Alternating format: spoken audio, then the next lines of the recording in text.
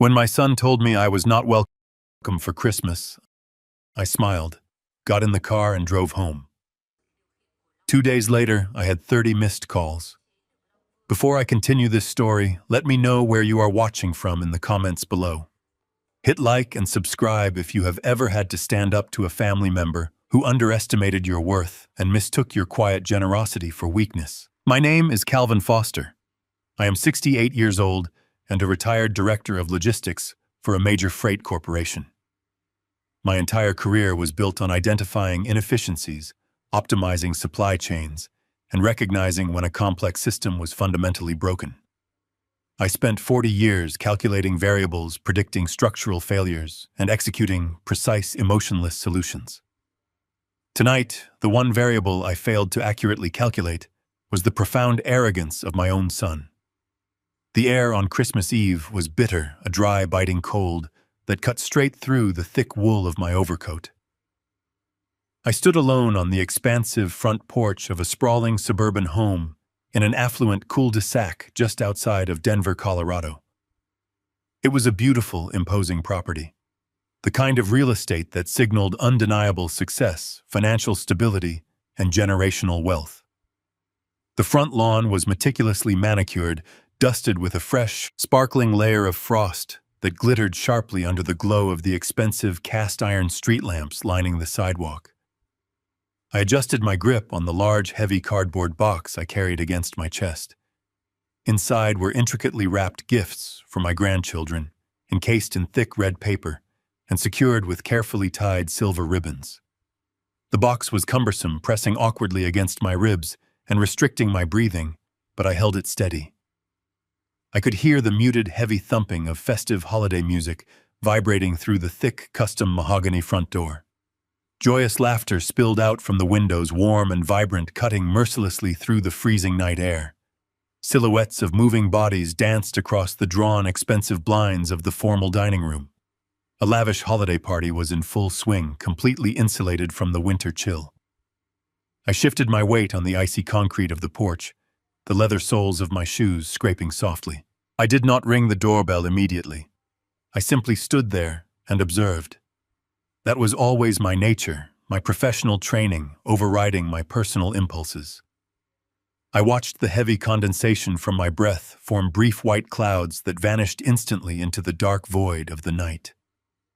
I listened to the clear sounds of clinking crystal glasses and the overlapping cheerful voices of a dozen people enjoying an opulent feast. I checked my wristwatch, pulling back the sleeve of my coat. It was exactly 7:55 in the evening. I had navigated the holiday traffic with my usual unwavering precision, arriving right on schedule for the family dinner we had supposedly agreed upon weeks ago.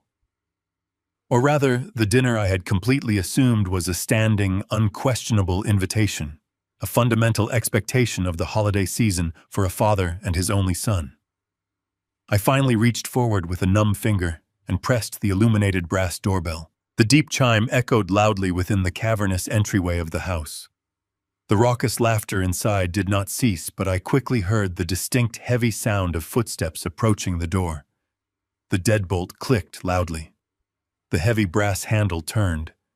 The massive mahogany door swung inward immediately, releasing a sudden, overwhelming wave of warm air, scented heavily with roasted meat, expensive cinnamon, and fresh pine needles.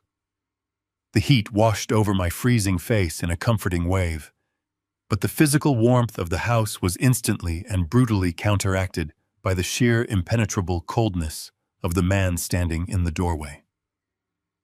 My son Aaron stood there in the frame. He was 34 years old, dressed impeccably in a crisp, tailored navy blazer and a pristine white dress shirt, left casually unbuttoned at the collar. He looked incredibly successful. He looked polished, refined, and entirely in control. But the precise moment his eyes registered my presence on his doorstep, his entire physical posture shifted drastically. His shoulders tightened into a rigid line. His jaw clenched so hard I could see the muscle jumping in his cheek. He did not smile. He did not extend a hand. He did not step aside to let his elderly father out of the freezing violent wind. Instead, he stepped forward aggressively, planting his expensive leather shoes firmly on the threshold, his body acting as a literal physical barricade between me and the warmth of the family home. The music pulsed loudly behind him. I could see the radiant glow of the massive 12-foot Christmas tree dominating the living room, adorned with hundreds of brilliant white lights and expensive crystal ornaments.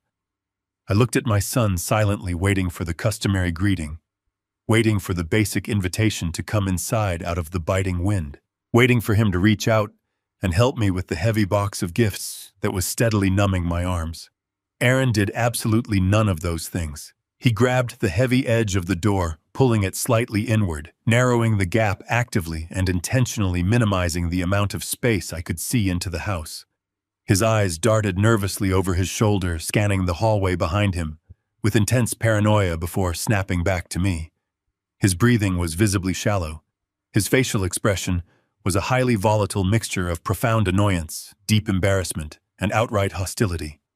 He looked down at the box in my hands, then slowly back up to my face. He did not say, "Merry Christmas." He did not say hello. He simply stared at me, actively blocking the entrance to the home, treating me not as a loving father arriving for a holiday celebration, but as an unexpected, entirely unwelcome delivery driver who had rudely interrupted a very private, exclusive gathering. The bitter wind howled violently behind me, whipping aggressively at the hem of my coat as I stood completely still on the frozen porch, waiting for a son who fundamentally refused to let his father through the door. The agonizing silence stretched between us, thick, heavy, and suffocating, broken only by the muffled sounds of the vibrant party carrying on oblivious behind his back. Aaron swallowed hard, his Adam's apple bobbing nervously. His eyes flickered away from mine, completely refusing to hold my direct gaze. He shifted his weight uncomfortably from one foot to the other, his hand still gripping the edge of the door like a defensive shield against my presence. When he finally spoke, his voice was exceptionally low, hushed, as if he were deeply afraid the important people inside might overhear him talking to the pathetic man standing out in the freezing cold. "We were not expecting you, Dad." The words were delivered with a chilling, clinical detachment that defied belief. They hung suspended in the frosty air, freezing solid, before they even reached my ears. I stood perfectly still, the heavy cardboard box of gifts pressing painfully into my forearms. I looked at him, slowly processing the sheer magnitude of the statement. Not expecting me. On Christmas Eve. At the home of my only son. Aaron glanced over his shoulder again, his anxiety visibly spiking as a burst of laughter erupted from the dining room. "Brooke family is here," he continued, his tone hardening into a defensive, utterly arrogant edge. "It is an intimate thing. We only planned for the immediate family." Immediate family. The phrase echoed relentlessly in my mind, crashing against the walls of my skull. I did not blink. I did not react physically. I simply let the cruel words settle deeply into the logical, highly analytical framework of my brain. I looked straight past Aaron's shoulder. The hallway stretched out behind him, wide, expansive, and immaculate. My eyes traced the custom dark oak hardwood floors that gleamed flawlessly under the expensive recessed lighting. I looked at the intricate hand-crafted wainscoting that lined the pristine walls. I looked at the imported Italian marble of the grand entryway, my mind heavily conditioned by 4 decades of corporate logistics and meticulous financial auditing, instantly retrieved the exact undeniable figures. $120,000. That was the exact, precise amount of the certified cashier check I had personally handed over to the title company exactly 3 years ago. A direct, non-refundable wire transfer pulled straight from my personal retirement savings to cover the mandatory 20% down payment required to secure this exact sprawling suburban fortress. I had paid the exorbitant closing costs out of my own pocket. I had covered the expensive inspection fees without a second thought. My legal name was still officially listed as the primary on the deed of the property because Aaron's personal credit history had been completely insufficient to secure the massive mortgage on his own. I was the literal financial bedrock upon which this entire grand illusion of success was constructed.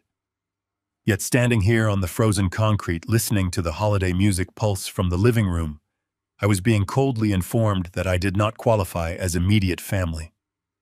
A sharp, distinct clicking of expensive high heels echoed from the corridor inside. I shifted my gaze slightly. Brooke, my 32-year-old daughter-in-law, stepped gracefully into the hallway.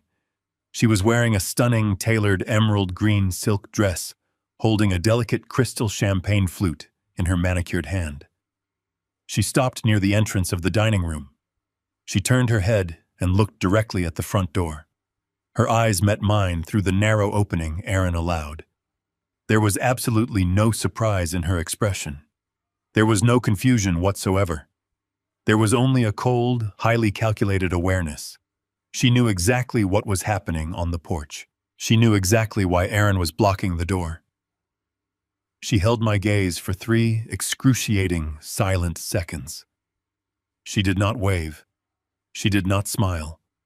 She did not utter a single word of greeting or apology. She simply raised her chin, turned on her heel with a dismissive, arrogant elegance, and walked casually back into the warmth and laughter of the party, disappearing completely from view. The absolute, undeniable finality of that gesture permanently cemented the reality of the situation. This was not a tragic miscommunication. This was not a foolish scheduling error. This was a deliberate, highly coordinated excision. They had orchestrated this lavish gathering specifically to exclude me. They had invited her entire extended family, catered a massive feast, and intentionally omitted the man who was literally financing the roof over their heads. Aaron watched my eyes meticulously track his wife. He turned back to me, his jaw setting defensively, physically bracing himself for a massive argument. He expected me to yell. He expected me to angrily demand entry.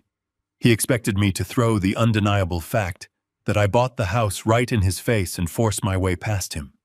He expected a messy, highly emotional father clinging desperately to his ungrateful, arrogant child. He expected a dramatic scene that would completely justify his arrogance and validate his cruel decision to treat me like a nuisance. He fundamentally misunderstood the man standing in front of him. A logistics director does not yell at a broken machine. A logistics director simply identifies the failing component, completely isolates it, and surgically removes it from the entire supply chain. I did not raise my voice a single decibel. I did not let a single ounce of the profound betrayal show on my face. I embraced an absolute terrifying quietude. I looked at Aaron carefully, studying the nervous beads of sweat forming on his brow, despite the freezing winter wind rushing continuously through the open door. I studied his extremely expensive clothes, his deeply defensive posture, the sheer, unadulterated arrogance radiating from his absolute refusal to invite me inside. I rapidly processed the incoming data. The relationship acting as a functional reciprocal family unit was completely and permanently defunct. The massive emotional and financial investment had yielded a completely negative return. The son I had painstakingly raised, the boy I had sacrificed decades of my life to protect, nurture, and aggressively provide for no longer existed in reality. In his place stood an entitled, ungrateful stranger who viewed me merely as a silent, distant, and endlessly accommodating bank account. I smiled. It was not a warm paternal smile. It was a razor-thin, entirely pragmatic curve of the lips. The exact kind of smile you give an opponent across a high-stakes negotiation table when you suddenly realize they have just foolishly handed you the ultimate undeniable leverage. I slowly lowered the heavy cardboard box containing the meticulously wrapped gifts. I placed it gently, highly precisely on the frozen concrete, right at the very tip of Aaron's expensive polished leather shoes. The silver ribbons fluttered slightly, disturbed by the harsh winter wind. I stood back up calmly, adjusting the thick collar of my overcoat to block the chill. "Merry Christmas, Aaron," I said. My voice was perfectly level, utterly devoid of any anger, completely devoid of any sorrow. It was the calm, highly measured tone of a man confirming the termination of a massive contract. Aaron blinked repeatedly. His entire physical body visibly relaxed. He let out a deep breath he had clearly been holding in his chest, a profound, incredibly arrogant relief washing visibly over his features. He had aggressively braced for a miserable war, and instead, he foolishly believed he had won a total, entirely bloodless victory. He disastrously mistook my absolute silence for weak submission. He mistook my total calmness for a pathetic, cowardly retreat. He truly believed he had successfully banished me from the premises without a fight, establishing his absolute, unassailable dominance over our dynamic. "Thank you, Dad," he replied, his voice dripping with a sickening, highly condescending relief. "Drive safe. The roads are getting icy out there." He did not wait for me to turn around. He immediately began to close the heavy door. I did not linger on the porch for a single second. I turned my back to him and began the slow walk down the winding, beautifully paved driveway. Directly behind me, I heard the heavy, solid thud of the mahogany door clicking firmly shut. The deadbolt slid heavily into place with a sharp, extremely metallic finality. The vibrant, festive music was instantly muffled. The warm, inviting light spilling from the entryway vanished completely, leaving me entirely shrouded in the dark. The physical separation between us was now absolute. I walked steadily toward my car, my footsteps crunching loudly against the thick, frost-covered pavement. I did not look back at the grand house. I did not look up at the glowing decorated windows where Brooke family was currently drinking expensive champagne and laughing loudly in a home I legally owned. I simply walked. With every single step, the immense emotional weight of the betrayal evaporated rapidly into the freezing night, replaced entirely by a cold, searing, and absolute clarity. I reached my car, unlocked the door, and slid into the driver's seat. The leather was freezing against my back. The interior of the vehicle was completely silent and pitch dark. I pulled the door shut, sealing myself safely inside the quiet, isolated cabin. I gripped the cold steering wheel, staring straight ahead through the frosted windshield at the sprawling, incredibly wealthy neighborhood. For 3 long years, I had meticulously maintained this grand illusion for him. For 3 years, I had rigorously protected him from the harsh, crushing realities of the massive financial burdens he had so carelessly taken on. I had shielded him, I had supported him, and I had foolishly subsidized his growing arrogance. That era ended tonight. I reached forward with a steady hand and pressed the ignition button. The engine immediately roared to life, a steady, highly reliable hum cutting cleanly through the absolute silence of the suburban street. The modern dashboard illuminated instantly, casting a pale, clinical blue light across the dark cabin. My eyes immediately locked onto the digital clock, glowing brightly in the center console. It read exactly 8:00 p.m. I sat back heavily against the headrest, my mind rapidly and coldly sequencing the necessary operational steps required for the immediate future. The date was December 24th. For the past 36 consecutive months, without a single fail or delay, an automatic scheduled bank transfer of exactly $3,800 triggered from my primary checking account to completely cover the massive mortgage on the sprawling property Aaron and Brooke currently occupied. That specific transfer was strictly programmed by the bank to initiate precisely at midnight on the 25th of every single month to ensure the funds cleared well before the required deadline. I stared intensely at the glowing blue numbers of the clock. 8 p.m. I had exactly 4 hours. 4 hours before the massive banking servers executed the automated protocol.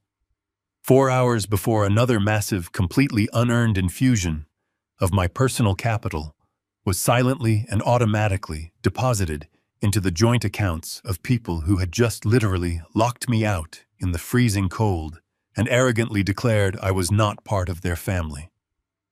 I shifted my right hand to the center console and firmly pulled the heavy gear selector downward into drive. The tires gripped the frosty asphalt securely as I pulled away from the manicured curb. I did not drive with reckless anger. I drove with the steady, unyielding, and absolute precision of a senior executive actively executing a ruthless, highly calculated hostile takeover. The internal transition within me was entirely complete. I was no longer a discarded, heartbroken father, desperately seeking basic affection from an ungrateful, entitled son. I was now the primary financial stakeholder, deliberately moving to aggressively liquidate a highly toxic asset. The impending war had not been successfully avoided by his closed door. It had simply been delayed by precisely 4 hours. The drive from the wealthy suburb back to my side of town took exactly 24 minutes. I did not turn on the radio. I did not turn on the heater. The silence in the cabin of my car was absolute, and I allowed it to settle over me, freezing the last remaining fragments of paternal sentiment into solid, unbreakable ice. I pulled into the narrow driveway of my townhouse. It was a modest, unassuming unit constructed of gray brick and slate siding. There were no imported marble entryways here. There were no soaring columns or wrought iron gates. I preferred it that way. It was efficient, practical, and it required zero unnecessary maintenance. I unlocked the front door and stepped inside. The air in my living room was stale and quiet. In the corner of the room stood a small, artificial Christmas tree. I had set it up 2 weeks ago, dutifully pulling it from its cardboard box in the garage, anticipating the holiday with my family. Its lights were currently unplugged, leaving the plastic branches completely swallowed by the shadows. I did not reach out to plug them in. The time for festive illusions had officially expired. I took off my heavy wool overcoat, draping it precisely over the back of a dining chair. I did not sit on the comfortable sofa. I bypassed the living area entirely and walked straight into the small spare room I utilized as a home office. This room was my sanctuary. It contained a solid oak desk, a leather office chair, and a high-performance desktop computer hooked up to dual monitors. For 40 years in the logistics industry, this was the exact kind of environment where I solved catastrophic supply chain failures.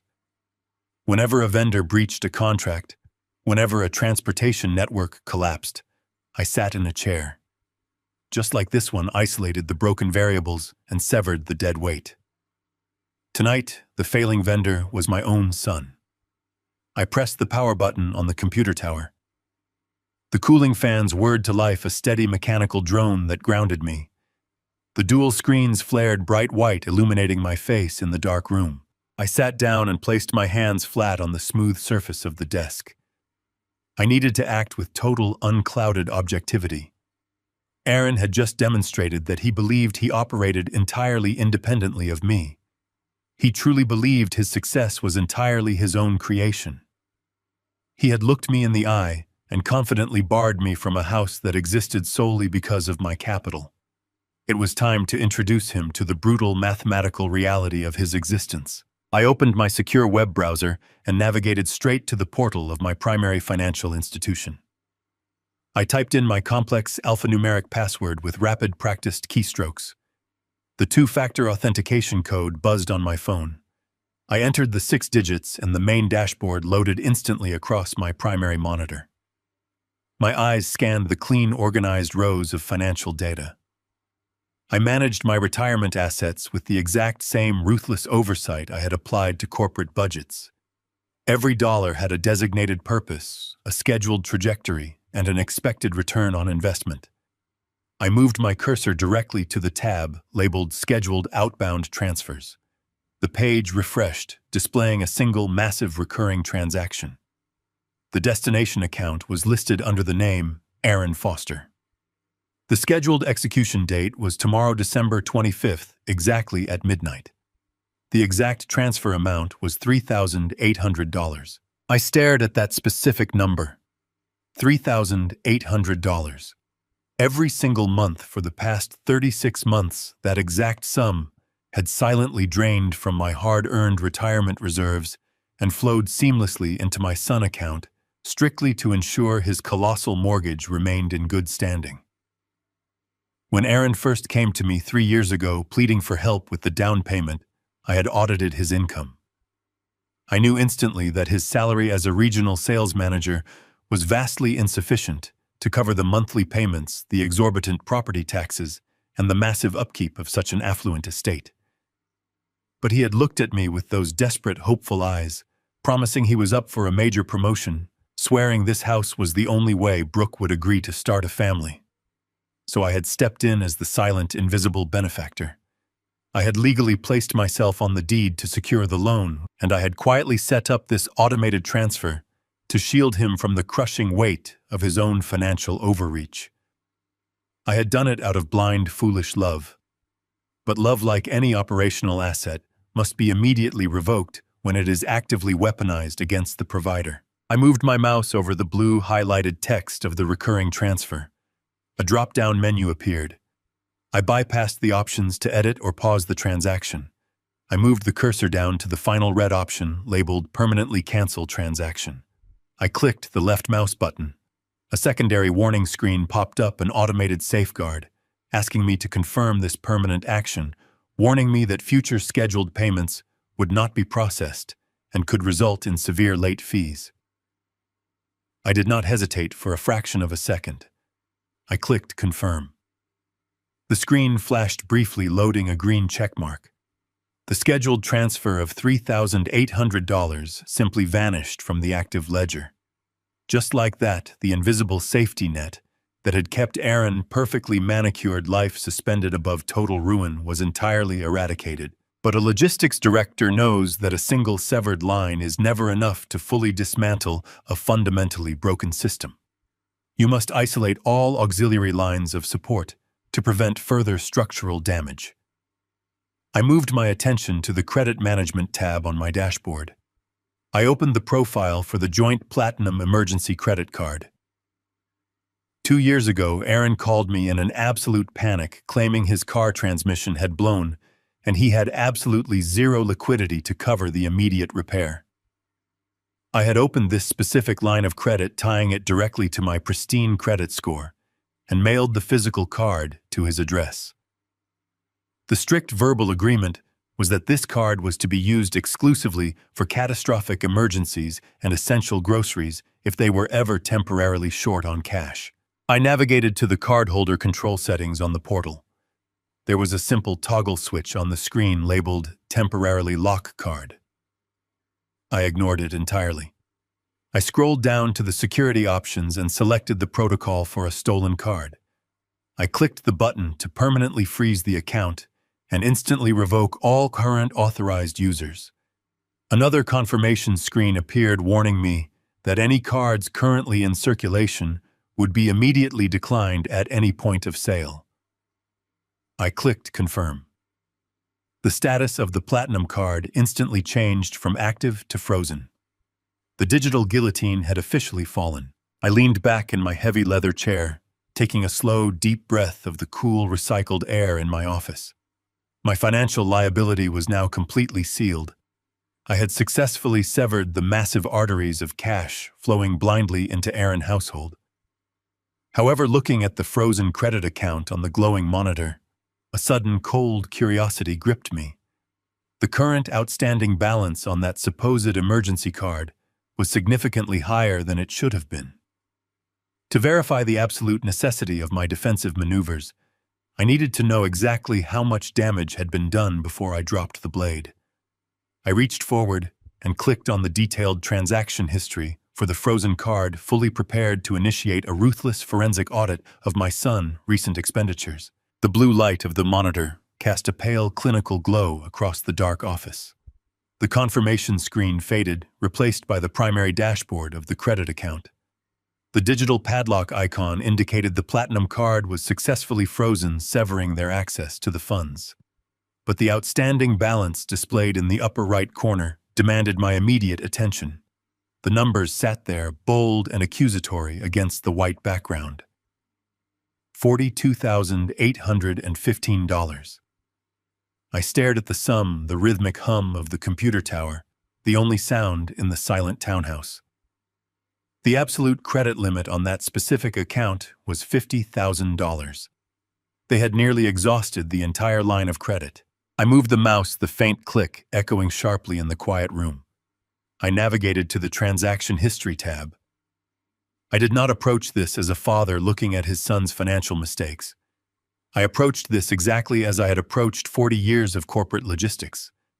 I was conducting a forensic audit of a failing asset. I needed to isolate the exact points of hemorrhage. I clicked the button to generate the statements for the past 12 months, downloading the raw data directly to my hard drive. I opened the first document. The original arrangement established exactly 24 months ago was explicitly clear. Aaron had called me on a Tuesday evening, his voice tight with manufactured panic. His car transmission had supposedly failed, leaving him stranded and unable to commute to his sales job. He swore his checking account was overdrawn, claiming that unexpected medical bills for Brooke had wiped them out. I had listened, I had believed him, and I had acted. I overnighted the platinum card to their address with one strict, unbending parameter. The account was for absolute emergencies only. It was a safety net for critical automotive repairs, sudden medical expenses, or essential groceries if they were ever truly starving before payday. It was never intended to subsidize their daily existence. My eyes tracked down the first page of the most recent billing cycle. I looked for the name of a local mechanic. I looked for a single transaction at a standard supermarket, a charge for bread, milk, or basic necessities. There were none. Instead, my eyes locked onto a charge dated exactly 3 weeks ago. $850 at a high-end exclusive day spa located in the most affluent district of downtown Denver. I highlighted the line item. I cross-referenced the date in my mind. 3 weeks ago, Aaron had called to ask if I could cover the cost of a plumber because their hot water heater had allegedly ruptured. While I was transferring emergency funds from my checking account to keep my son from freezing in his own home, Brooke was spending nearly $1,000 of my credit on hot stone massages and imported facial treatments. I scrolled down the wheel of the mouse, clicking methodically. The pattern of deception was not hidden. It was brazen. It was the spending habit of someone operating with total unchecked impunity. November 14th showed $1,200 at a boutique designer clothing store. November 18th showed $400 at an upscale steakhouse, a charge made on a Thursday night when Aaron had explicitly told me he was working a grueling double shift to try and make ends meet. November 22nd displayed $2,500, paid directly to a private, extremely exclusive country club. I stopped scrolling. I pulled up the detailed receipt for the country club transaction. It was not a one-time guest fee. It was the recurring monthly membership due, complete with a massive dining room tab heavily itemized with vintage wines and premium imported steaks. I leaned back in the leather chair, feeling the absolute weight of their arrogance settle over me. A country club membership. They were actively socializing with the Denver elite, projecting the pristine image of a wealthy, successful young couple, while I sat alone in my modest townhouse, silently paying the bill for their performative lifestyle. I opened the statement from October. The data told a story completely divorced from the narrative Aaron fed me over our brief, hurried phone calls. October 9th revealed $3,000 for premium business class airline tickets to Aspen. October 11th through the 15th showed $4,500 at a luxury ski resort. I distinctly remembered that specific week. Aaron had canceled our scheduled Sunday lunch, claiming he was completely overwhelmed with a massive project at work and that Brooke was battling a severe flu. He had sounded so exhausted on the phone, so utterly defeated by the pressures of providing for his family. I had felt a deep paternal ache for him. I had even offered to send over soup and medicine. He had quickly declined, insisting they just needed rest. The raw financial data glowed brightly on my monitor, completely shattering the illusion of the struggling son. They were not resting. They were not sick. They were sitting in a luxury ski lodge, drinking expensive champagne, charging every single drop of their opulent vacation to the emergency credit card of the elderly father they had left sitting alone at home. The betrayal was not a sudden, violent act. It was a slow, methodical, and entirely calculated extraction. I opened the September statement, then August, then July. The exact same pattern repeated with sickening consistency. Thousands of dollars funneled into designer boutiques, high-end cosmetic procedures, and lavish entertainment. They had not simply bent the rules of our financial arrangement. They had completely obliterated them. They viewed me precisely as I had feared earlier on that freezing porch. I was not a father. I was a machine. I was a silent, endlessly generating engine of capital perfectly designed to fund their boundless vanity. They operated under the absolute assumption that I was too old, too naive, or simply too desperate for their affection to ever check the actual ledgers. They believed my love for Aaron would permanently blind me to the glaring mathematical inconsistencies of their lifestyle. They thought they could continually extract my resources while simultaneously treating me with the profound, chilling disrespect I had experienced just hours ago at their front door. They assumed my silence was a permanent symptom of weakness. I did not feel the sting of sorrow. The time for emotional vulnerability had expired the moment Brooke turned her back on me in that mahogany hallway. What I felt now was a cold, razor-sharp focus. Every single transaction I highlighted on the screen was a nail sealing the coffin of our relationship. I compiled the statements, saving the files into a newly created folder on my desktop labeled simply Evidence. I had successfully severed the massive monthly mortgage transfer. I had permanently frozen the bleeding artery of the Platinum credit card. Their entire financial ecosystem built entirely on my stolen credit and unearned capital was now completely cut off from the source. The resulting collapse would be swift, brutal, and entirely of their own making. I closed out of the credit card portal, the screen returning to my primary banking dashboard. I prepared to shut down the computer and finally get some sleep. The initial phase of the excision was complete. But as my cursor hovered over the log out button, a small blinking red icon in the top left corner of the screen caught my attention. It was a high-priority alert from my integrated credit monitoring service, a service I had enrolled in decades ago and rarely ever needed to check. I paused, my hand hovering over the mouse. The alert was flagged as urgent, timestamped exactly 3 weeks prior, buried under a pile of routine digital notifications I had previously ignored. I clicked on the red icon. The page loaded slowly, the spinning wheel a stark contrast to the rapid acceleration of my pulse. I had audited the credit card. I had severed the mortgage. But as the secure message finally opened on the screen, revealing the details of the urgent credit inquiry, I realized with absolute horrifying clarity that the financial exploitation I had just uncovered was merely the shallow surface of a much deeper, far more dangerous crime. The red alert icon blinked steadily in the upper corner of my screen. I moved my mouse and clicked the notification. The secure message center of my credit monitoring portal loaded with agonizing slowness. I watched the spinning blue circle, my mind already running through the standard possibilities. An accidental flag. A minor identity ping. I had maintained an immaculate credit score for over 4 decades. I possessed 0 outstanding debt outside of the primary mortgage I carried for Aaron. I owned my townhouse completely outright. I did not casually apply for revolving credit. The page finally populated, displaying a single highly detailed alert. It was a formal notification of a hard credit inquiry initiated exactly 21 days ago. The originating institution was not my standard highly regulated national bank. It was a regional credit union located across the city, a branch specifically known for aggressively approving high-risk, rapid cash loans. I leaned closer to the dual monitors. The alert specified the exact nature of the inquiry. It was an application for a home equity line of credit. The officially approved amount was $75,000. The collateral legally listed to secure this massive line of credit was the sprawling suburban property currently occupied by my son and his wife. I sat perfectly motionless in my leather chair. My breathing slowed to a deliberate, shallow rhythm. I applied the exact same ruthless structural logic I used in corporate logistics to the information glowing on the screen. I broke down the legal architecture of the asset. I had provided the $120,000 down payment for that property.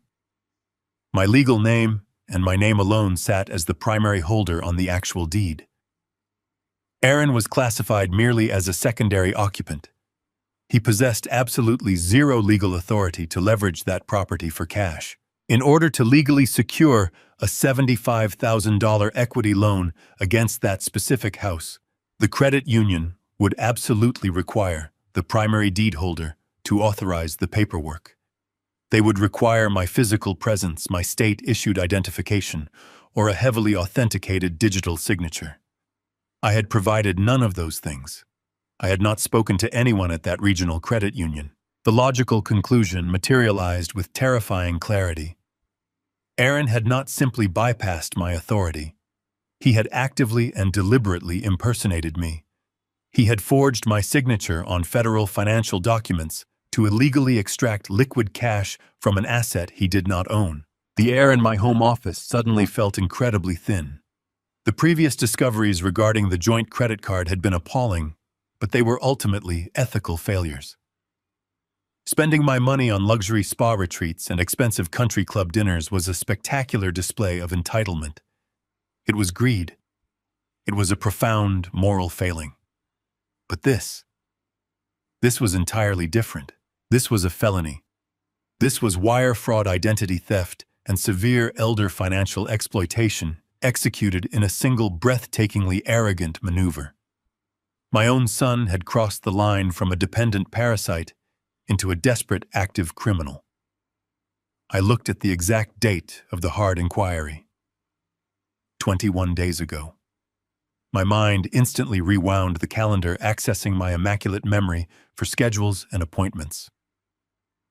21 days ago was the week of Thanksgiving. A vivid, sickeningly clear memory surfaced. Aaron had invited me over for a surprisingly brief, casual dinner on a Tuesday evening, just before the holiday. I remembered sitting at his expensive kitchen island. Brooke had conveniently excused herself to run errands. Aaron had poured me a glass of wine, acting unusually warm and conversational. Midway through the evening, he had pulled a thick stack of complex tax documents from his briefcase, claiming they pertained to a complicated new compensation package at his sales job. He told me he needed a reliable character reference signature for a background check his new corporate clients required. He had seamlessly fanned out the pages, isolating a single signature line at the very bottom of a dense text-heavy document. I had signed it. I had blindly placed my pen on the paper and signed my legal name, completely trusting my own flesh and blood. He had slipped the loan authorization page directly into a stack of fake corporate paperwork. He had looked me directly in the eye, handed me a glass of wine, and smoothly guided my hand to execute the instrument of my own financial ruin. He had weaponized my absolute unconditional trust to steal $75,000 in liquid cash. And then exactly 3 weeks later, he had stood on his frozen front porch, physically blocked me from entering his home, and coldly informed me that I was not immediate family. I did not slam my fists against the oak desk. I did not shout at the empty room. I experienced a profound glacial shift in my internal operational parameters. The father who had tirelessly subsidized his son's life officially ceased to exist. I was now a primary stakeholder dealing with a hostile, deeply criminal adversary who was actively working to strip my assets. I navigated away from the credit monitoring site and went directly to the web portal for the regional credit union. Using the reference numbers provided in the alert, I initiated a direct emergency fraud lockdown on the newly opened equity line. I bypassed the standard customer service prompts and utilized the automated federal fraud reporting tools. Within 3 minutes, the $75,000 account was frozen, flagged for active identity theft, and locked pending a mandatory federal investigation. I did not stop there. I meticulously downloaded the digital copies of the fraudulent application, the time-stamped login addresses, and the scanned copies of the forged signature pages. I saved every single piece of raw data directly into the encrypted evidence folder on my desktop. Every digital fingerprint he had carelessly left behind was now safely isolated, secured, and ready for deployment. I glanced at the clock on my office wall. The second hand swept past the 12. It was officially midnight on Christmas morning. The automated mortgage transfer had officially failed to execute. The joint credit card was completely dead, and the fraudulent equity line was now flagged as a federal crime in the banking system. The financial ecosystem that supported their extreme arrogance had been entirely eradicated. I picked up my cell phone from the desk. The time for silent observation was over. It was time to initiate the counteroffensive. The digital clock on the corner of my desk flipped silently to 6 in the morning.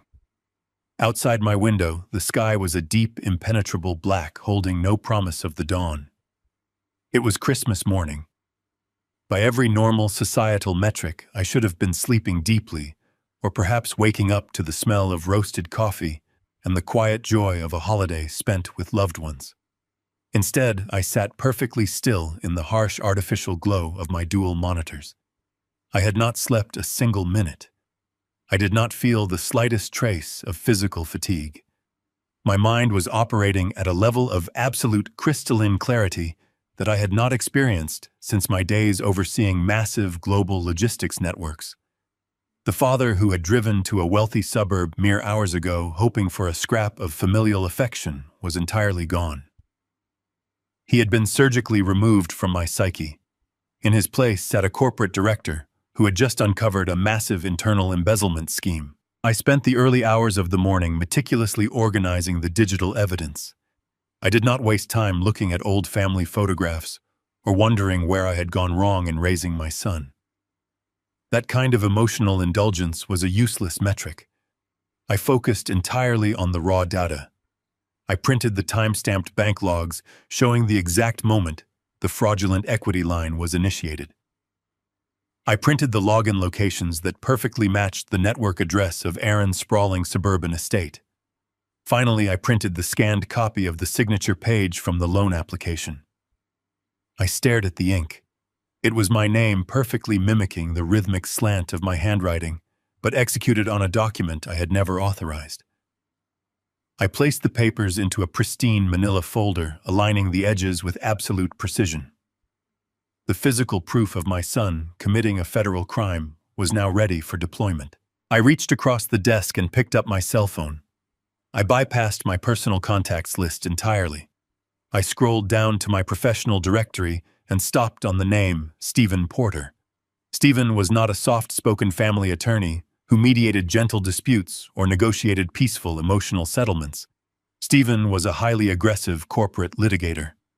I had utilized his firm extensively during my career to execute hostile takeovers, liquidate failing subsidiaries, and mercilessly prosecute vendors who breached our contracts.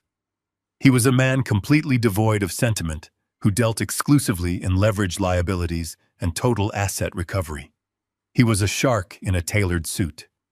Calling him on a holiday was the ultimate declaration of my intent. This was no longer a family dispute. This was the systematic dismantling of a hostile entity. I pressed the call button and brought the phone to my ear. I knew he would not answer at 6 in the morning on a major holiday. I did not want him to answer. A voicemail provided a clean recorded operational directive without the need for empty pleasantries. The phone rang 3 times before connecting to his automated professional greeting. The recording tone sounded loud and sharp in the quiet room. "Stephen, it is Calvin." I spoke with a voice completely stripped of any warmth or hesitation. "Aaron forged my signature for a $75,000 home equity line of credit. Draft the 30-day eviction notices and freeze the deed. We go to war on Monday." I pulled the phone away from my ear and ended the call. The finality of that action settled heavily over the room, but it did not bring a single ounce of sorrow. It brought a profound, immense sense of order. The sprawling suburban house, the grand illusion of his massive success, the carefully curated image he projected to his wealthy neighbors, it was all built on a foundation of stolen money and federal wire fraud. I had just initiated the legal mechanism that would detonate that foundation completely. I stood up from my heavy leather desk chair. My joints were slightly stiff from sitting perfectly rigid through the entire night, but my posture was entirely straight. I walked into my small dark kitchen and began brewing a pot of black coffee. I did not turn on the television to watch cheerful holiday parades. I did not look out the window to see happy neighbors exchanging gifts. I simply sat at my modest kitchen island, poured my dark, bitter coffee, and waited. I had completely severed his mortgage payment. I had permanently deactivated his primary emergency credit card. I had locked down the fraudulent equity line and triggered an active federal fraud investigation. I had legally weaponized the deed to the home he slept in. The financial oxygen had been totally and permanently cut off. I knew precisely how the remaining variables would react. Aaron and Brooke were currently sleeping in their lavish master bedroom, completely oblivious to the fact that their entire manufactured reality had just been ruthlessly liquidated. They believed they had won. They truly believed they had successfully discarded an annoying, powerless old man. It would take exactly 48 hours for the global banking systems to process the sheer absolute magnitude of the destruction I had unleashed. I took a slow, steady sip of my coffee and prepared my mind for the absolute frantic panic that was mathematically guaranteed to follow. The silence in my townhouse was perfect right now, but I knew the storm was already gathering momentum. Christmas Day arrived without a single notification. No text message appeared on my screen. No obligatory holiday greeting was transmitted. My cell phone sat completely silent on the edge of the kitchen island. In previous years, I would have found this absolute quiet deeply unsettling. I would have manufactured a weak excuse to call them, hoping to catch the voices of my grandchildren in the background. Now the silence was incredibly validating. It was the absolute mathematical confirmation of my hypothesis. Without my ongoing financial utility, I simply ceased to exist in their reality. The 26th of December arrived and departed with the exact same profound emptiness. I spent those 48 hours executing my daily routines with military precision. I cleared the heavy snow from my narrow driveway. I organized my physical tax files into neat chronological stacks. I prepared simple, highly efficient meals. I did not log into my banking portals a single time. The automated cancellation protocols I had initiated were entirely infallible and required absolutely no further micromanagement. I had cleanly severed the primary supply lines, and now I merely had to wait for the vacuum to suffocate the parasite. The 27th of December dawned bitterly cold and completely dark. I woke precisely at 5 in the morning. I showered, shaved, and dressed in a clean pressed shirt and slacks. A retired director of corporate logistics never meets a crisis in his pajamas. I walked into the kitchen and began my morning ritual. I ground the dark roast coffee beans, measuring the exact ratio of water to grounds. The machine sputtered and hissed, filling the small room with a rich, heavy aroma. I poured the black liquid into a thick ceramic mug. I walked over to the kitchen island and stood perfectly still. My cell phone rested exactly where I had left it. The digital clock on the screen shifted to 7:30 in the morning. In the affluent, sprawling suburbs where Aaron and Brooke resided, 7:30 was the precise hour the world demanded its payment. It was the exact time their automated luxury lifestyle began aggressively interacting with the global financial grid. The local artisan coffee shops, the premium fitness subscription services, the automated electronic tolls for their expensive vehicles all began pinging their accounts for daily authorization. I took a slow, deliberate sip of my coffee. The bitter heat washed over my tongue.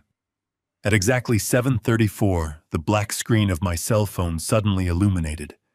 A bright, intrusive block of light shattered the calm shadows of the kitchen.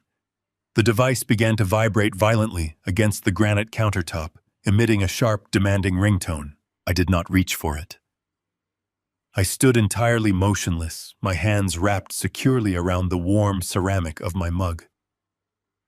The caller identification flashed across the screen in bold, glaring letters. It was Aaron. The phone rang loudly, echoing off the hardwood cabinets. It rang a second time, then a third. It continued its frantic demand until it finally clicked over to my automated voicemail system. The screen went dark.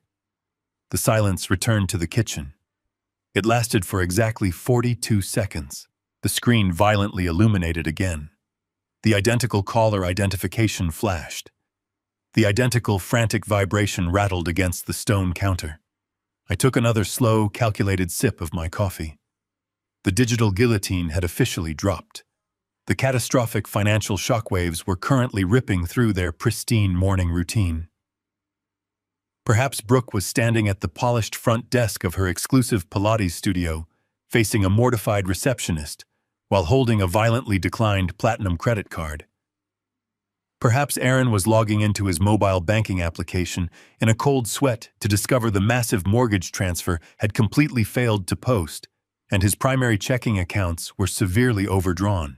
The phone clicked over to voicemail a second time. It immediately began to ring a third time. I watched the missed call notification pop up on the lock screen.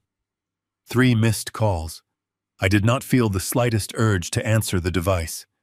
Answering would provide them with an immediate emotional target for their panic. It would allow them to redirect their sheer terror into entitled blinding rage against me. Absolute silence, on the other hand, forces a hostile entity to confront the terrifying absolute reality of their sudden isolation. The phone rang a 4th time. A 5th. A 6th. The intervals between the incoming calls grew increasingly shorter and far more erratic.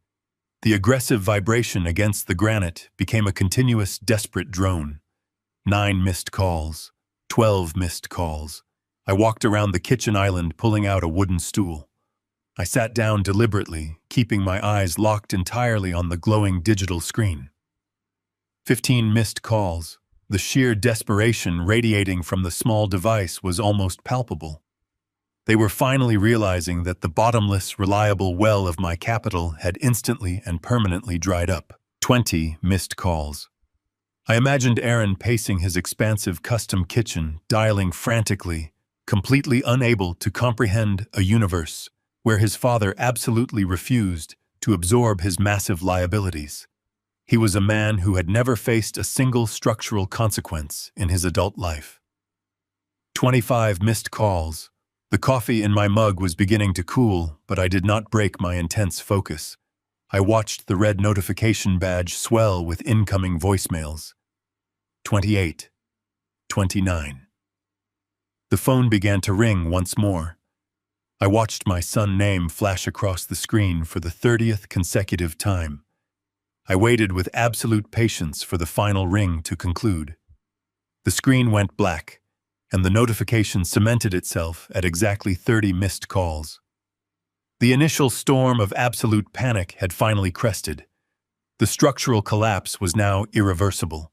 I listened to the silence that followed the 30th call. It was a profound, absolute quiet. In my decades of managing global supply chains, I had learned that the most critical moment of any catastrophic failure is not the initial breach. It is the immediate aftermath, when the failing components realize no rescue protocol has been initiated. I knew exactly what was happening on their end of the cellular network. The arrogant denial was rapidly mutating into raw, existential dread. They were currently scrambling to access alternative lines of credit, finding each one systematically blocked or entirely exhausted by their own gluttony.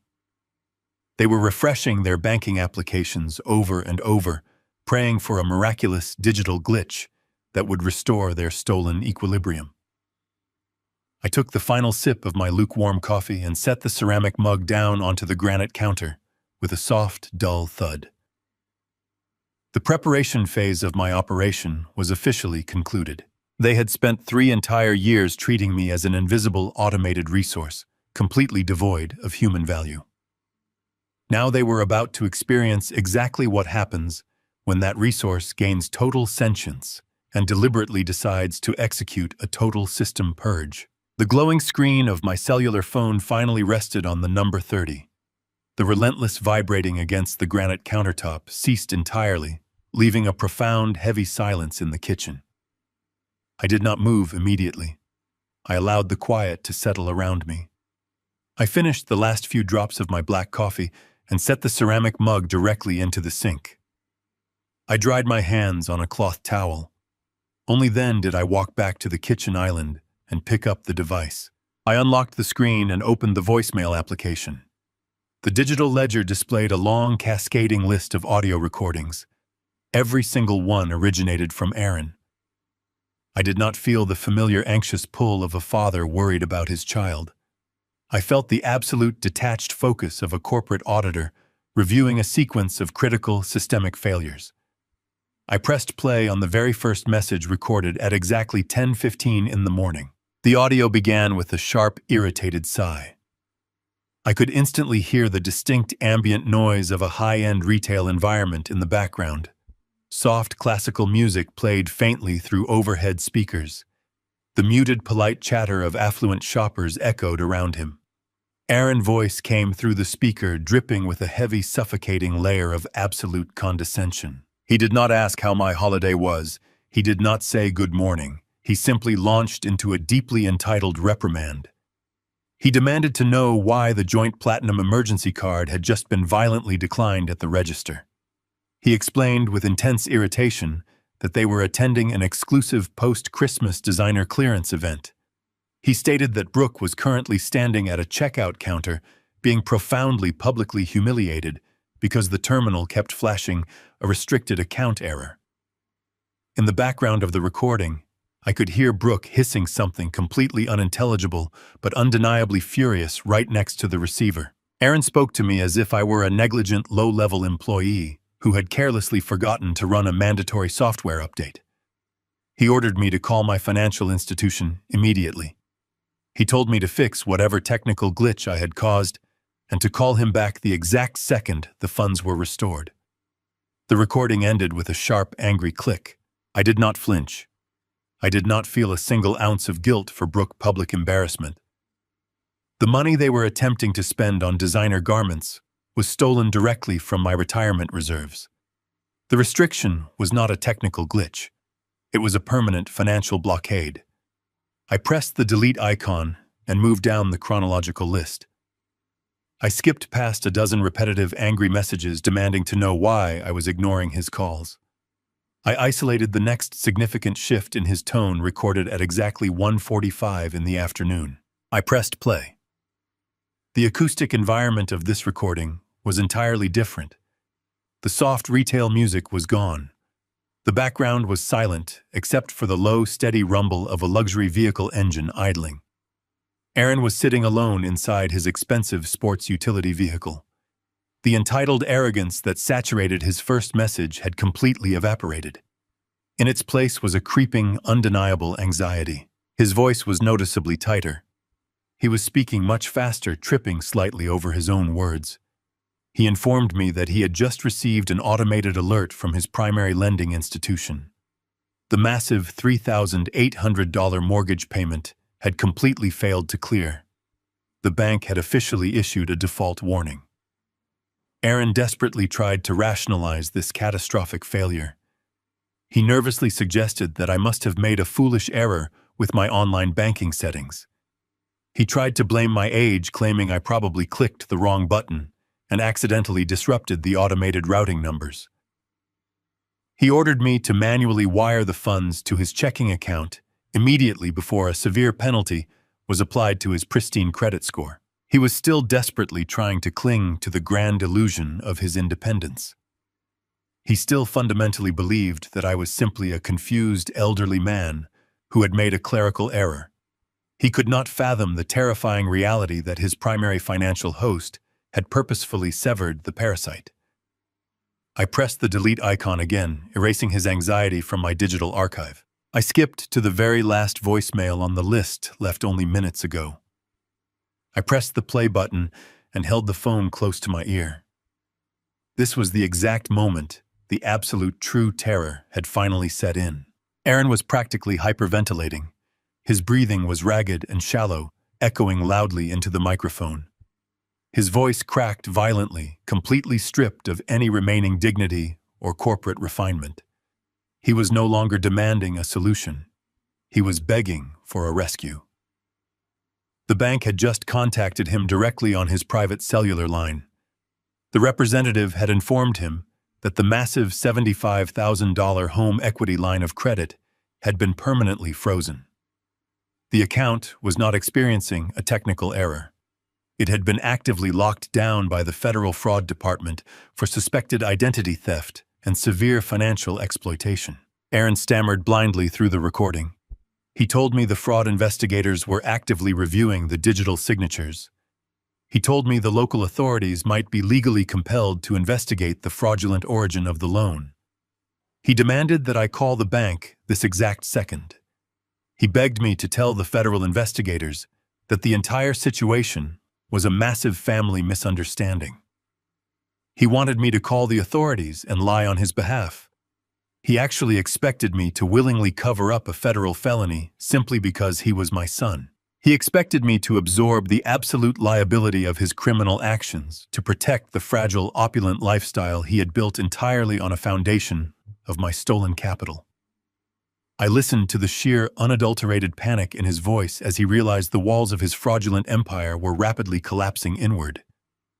He was facing total financial ruin, forced eviction, and potential federal indictment, all within a span of 48 hours.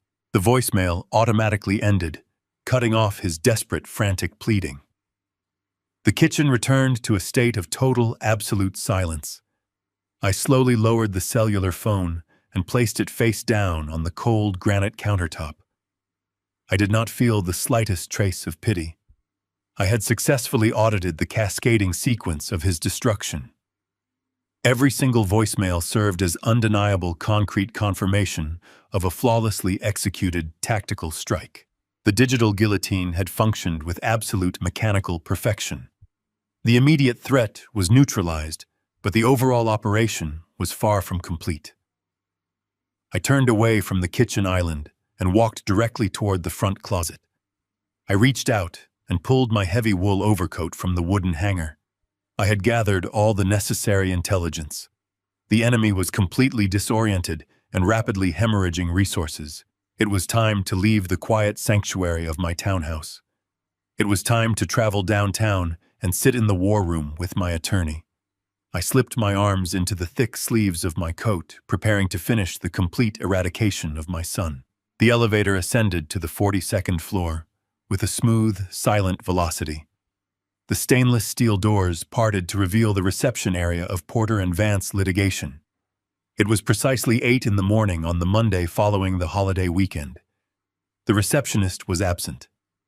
The glass walls offered a sprawling panoramic view of the frozen downtown skyline, but I did not stop to admire the architecture. I walked directly down the polished marble corridor toward the corner office. I did not knock. I pushed the heavy oak door open and stepped inside. Stephen Porter was already seated behind his massive glass desk. He did not offer a manufactured smile. He did not ask how my weekend was or utter a single empty platitude regarding the season. He wore a sharply tailored charcoal suit and stared intently at the glowing screen of his laptop. A thick printed file sat perfectly centered on his desk. It was the encrypted digital package I had transmitted to his secure server 2 days ago. "Have a seat, Calvin." Stephen spoke without looking up from his monitor. His voice was a flat, gravelly baritone entirely stripped of emotion. I sat in the leather chair opposite him. I did not remove my wool overcoat. I simply waited. Stephen closed the laptop and placed his hands flat on the glass surface. He looked directly at me with the calculating eyes of a predator analyzing a wounded carcass. "I reviewed the entire data packet you compiled, the digital login timestamps, the network routing addresses, the scanned application from the regional credit union. I cross-referenced the document metadata with the forged signature page and the legal classification. I asked, my voice mirroring his absolute detachment. "It is a bloodbath," Stephen replied, leaning slightly forward. "Your son did not merely bend a few internal banking rules. By electronically transmitting a forged signature to secure a $75,000 equity loan against an asset he does not own, he has triggered a multitude of severe federal and state statutes. We are looking at aggravated identity theft. We are looking at first-degree felony forgery. Because the credit union is a federally insured institution, The electronic submission elevates this directly to federal wire fraud. Furthermore, given your age bracket, he has officially crossed the threshold into severe elder financial exploitation. Stephen paused, letting the sheer weight of the legal terminology settle in the quiet room. If the district attorney decides to pursue this aggressively, and given the immaculate paper trail you have provided, your son is facing a mandatory minimum sentence in a federal penitentiary. It is not a fine, Calvin. It is not probation. It is hard time. I processed the information with the same cold analytical precision I used to evaluate quarterly profit margins. I felt absolutely no instinct to shield him. He had willingly stepped into a minefield and confidently jumped on the largest explosive he could find. I am not interested in initiating criminal proceedings today, I stated, keeping my gaze locked on Stephen. Criminal investigations take months. They involve detectives, grand juries, and endless bureaucratic delays. Aaron would use that time to manipulate his wife, borrow money from her affluent family, and construct an elaborate narrative of victimhood. I do not want to give him a timeline. I want to execute a total systemic shock. I want his entire operational reality dismantled immediately. Stephen tilted his head, a faint glimmer of professional appreciation appearing in his eyes. He opened the file on his desk and pulled out a copy of the property deed. You hold the primary deed. Aaron and his wife are legally classified as tenants at will. They possess no formal lease agreement. I can draft a standard 30-day notice to quit the premises today. Once the 30 days expire, we file for formal eviction in county court. The bailiffs will physically remove them in roughly 60 to 90 days. I shook my head slowly. 90 days is entirely unacceptable. 90 days provides him with an operational window to secure alternative housing, to hire a defense attorney, and to hide his assets. 90 days allows him to breathe. I need him suffocating by next week. Stephen leaned back in his leather chair, tapping his expensive silver pen against the glass. You want to bypass the eviction courts entirely? I want to liquidate the asset, I replied, my voice dropping to a hard, uncompromising register. I spent 40 years managing global corporate logistics. When a regional distribution center fails due to internal corruption, you do not spend 90 days slowly evicting the corrupt managers. You dissolve the entire entity. You liquidate the physical inventory, you sell the raw land, and you burn the lease.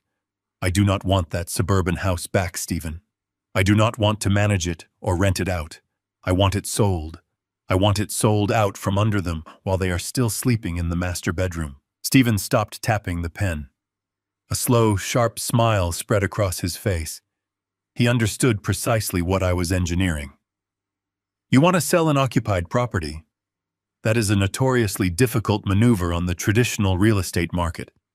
Standard buyers require walkthroughs, structural inspections, and empty, pristine rooms. They run from occupied homes, especially when the occupants are hostile family members facing eviction. Then we do not use the traditional market, I countered immediately. We use a corporate liquidator. Stephen nodded slowly, already accessing the necessary files in his mind. I have an established relationship with a private equity group called Apex Capital Holdings. They are a massive corporate entity that specializes in rapid cash acquisitions of distressed or heavily encumbered residential properties. They buy houses entirely sight unseen. They waive all inspections. They do not care about the current occupants because they employ an army of ruthless corporate litigators whose sole operational purpose is to execute rapid hostile evictions.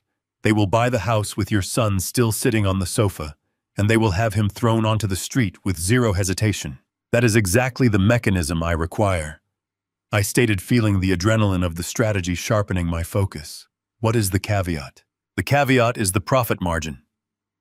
Stephen explained, his tone returning to strict business. Apex Capital assumes a massive amount of legal risk and physical liability by purchasing an occupied home sight unseen. To offset that risk, they operate strictly below market value.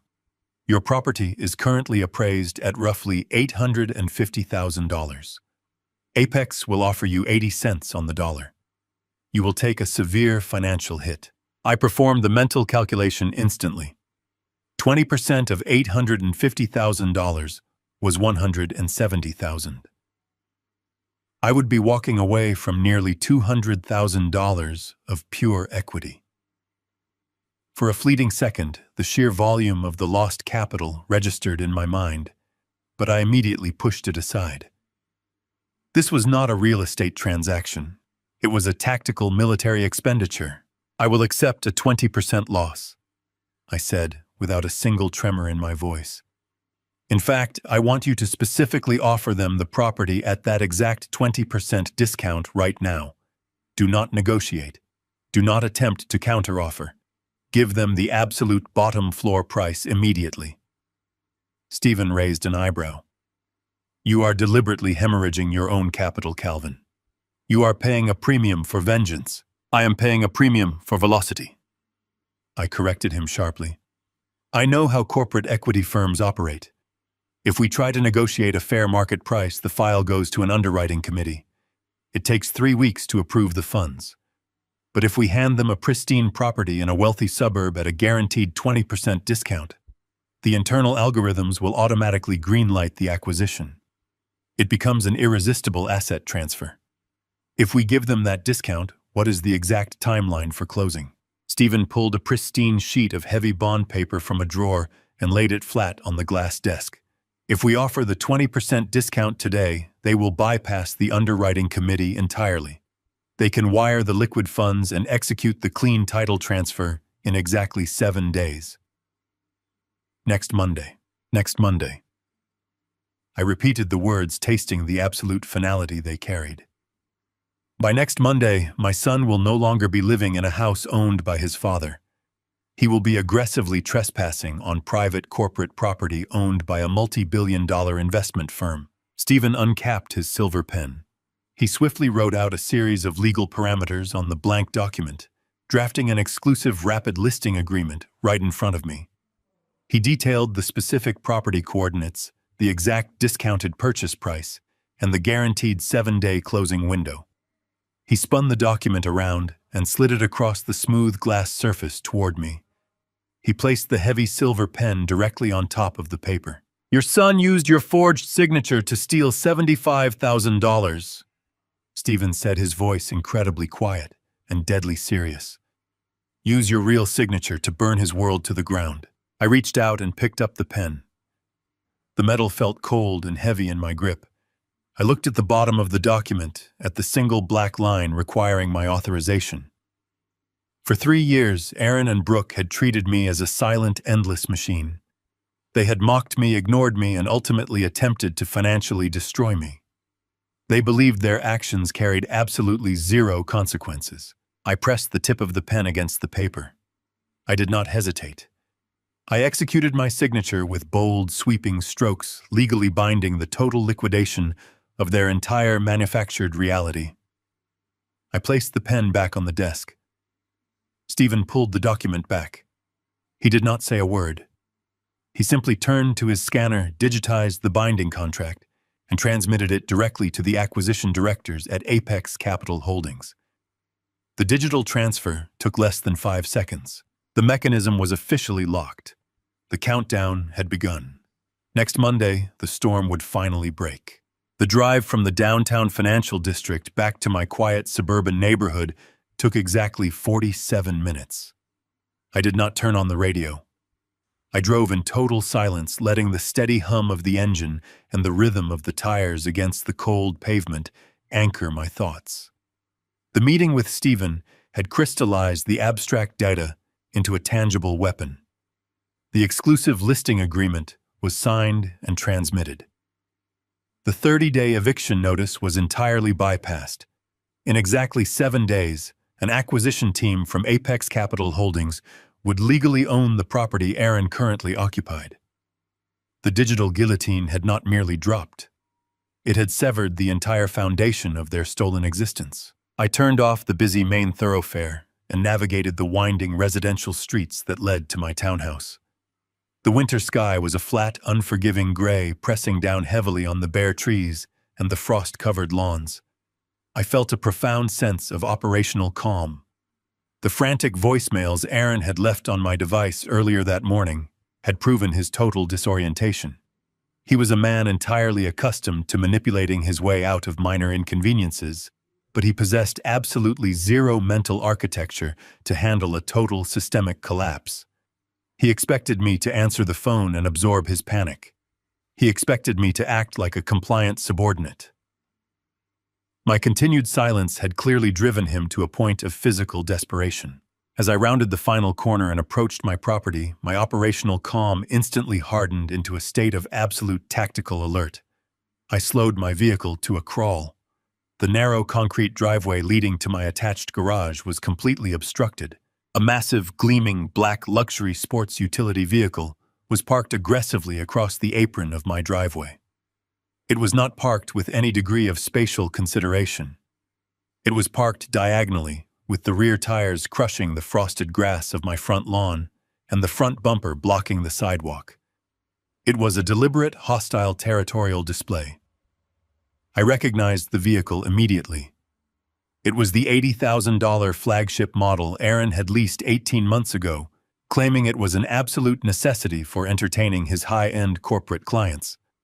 He had secured the exorbitant monthly payments for that specific vehicle using the exact same fraudulent financial leverage I had just finished dismantling. I brought my car to a complete halt, idling in the center of the quiet street. I kept the engine running and observed the scene unfolding on my property through the windshield. Aaron and Brooke were standing on my small concrete front porch. They were not waiting patiently like concerned family members, seeking a quiet resolution. They were pacing back and forth across the limited space like cornered volatile predators. The biting winter wind was visibly affecting them, but their sheer entitlement seemed to generate its own heat. Brooke was wrapped tightly in a thick designer winter coat, her arms crossed defensively over her chest. Her face was contorted into a mask of pure, unadulterated fury. She was aggressively tapping her expensive leather boot against the concrete, glaring at my locked front door, as if attempting to incinerate it with her sheer willpower. Aaron was in a state of continuous erratic motion. He was wearing a thin suit jacket, totally inappropriate for the freezing temperature, but he did not seem to notice the cold. He was holding his cellular phone to his ear, listening for a few seconds, before violently pulling it away and jabbing his thumb against the screen. He was attempting to call me again.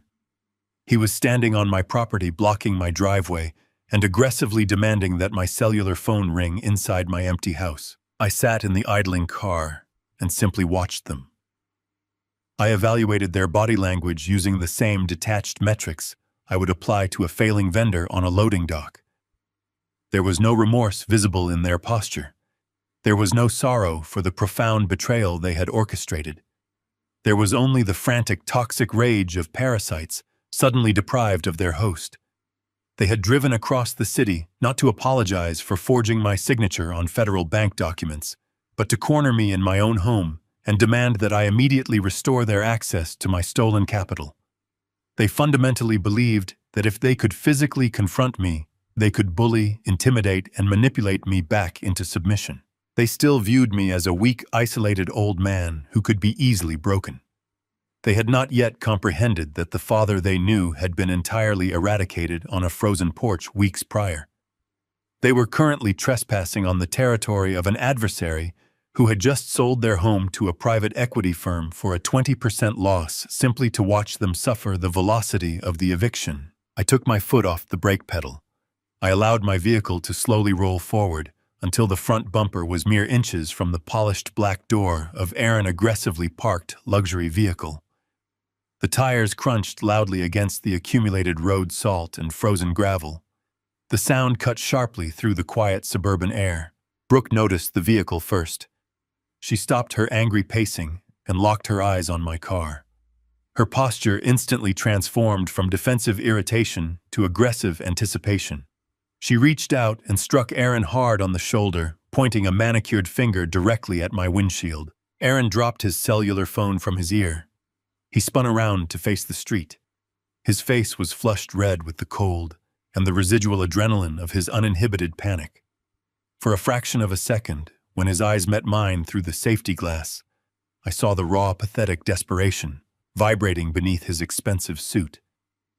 I saw the terrifying realization that his entire fraudulent empire was rapidly burning to the ground.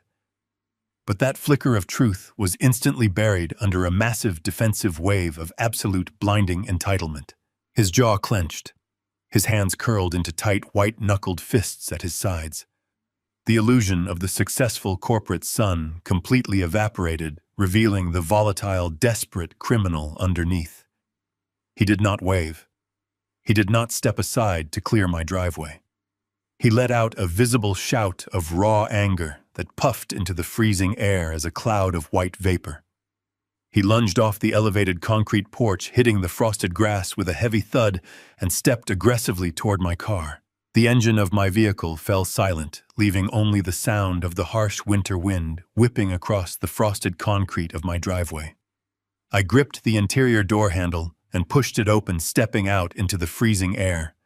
I did not even have the opportunity to close my car door before the verbal assault began. Brooke closed the physical distance between us with alarming speed. Her face was flushed red against the gray morning, her perfectly manicured hands balled into tight, aggressive fists at her sides. She did not ask about my health. She did not offer a single word of polite greeting. She immediately launched into a shrill, piercing tirade, her voice completely devoid of any basic human decency. She screamed at me for intentionally sabotaging her morning. She detailed with agonizing entitlement how she had been standing at the checkout counter of an exclusive downtown boutique, surrounded by women in her elite social circle. She shrieked about the absolute indignity of handing the cashier her platinum emergency card, only to have the machine violently reject the transaction. She demanded to know how I could be so incredibly selfish and so utterly petty as to freeze my own credit line without consulting her first. I stood completely motionless beside my vehicle, resting my hands calmly on the cold metal of the roof. I observed her as one might observe a malfunctioning piece of machinery. Her breath plumed in the freezing air as she ranted about the profound social humiliation of having her purchases publicly declined. She genuinely believed that her temporary embarrassment at a high-end retail store was the ultimate tragedy of the morning.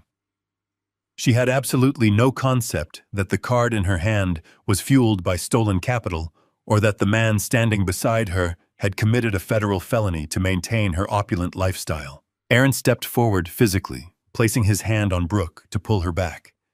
He could see that her shrill demands were bouncing completely harmlessly off my silent exterior. He tried to quickly recalibrate the dynamic, adopting the false authoritative posture he used when negotiating aggressive corporate sales. He adjusted the collar of his thin, expensive suit jacket, visibly shivering against the biting wind. He looked at me with a manufactured expression of extreme disappointment, shaking his head slowly, as if dealing with a senile, recalcitrant child. He informed me that my little clerical error with his banking application had caused a massive, highly inconvenient glitch. He claimed the bank had overreacted to a simple routing discrepancy and had placed an aggressive fraud alert on the home equity line. He demanded that I retrieve my cellular phone immediately. He ordered me to dial the fraud department while he stood there to verbally authorize the release of the funds and to formally apologize to the banking representatives for my irresponsible digital mistake. He actually attempted to convince me that the federal lockdown on his illegal loan was entirely my fault and a product of my elderly incompetence. I did not reach into my pocket for my phone.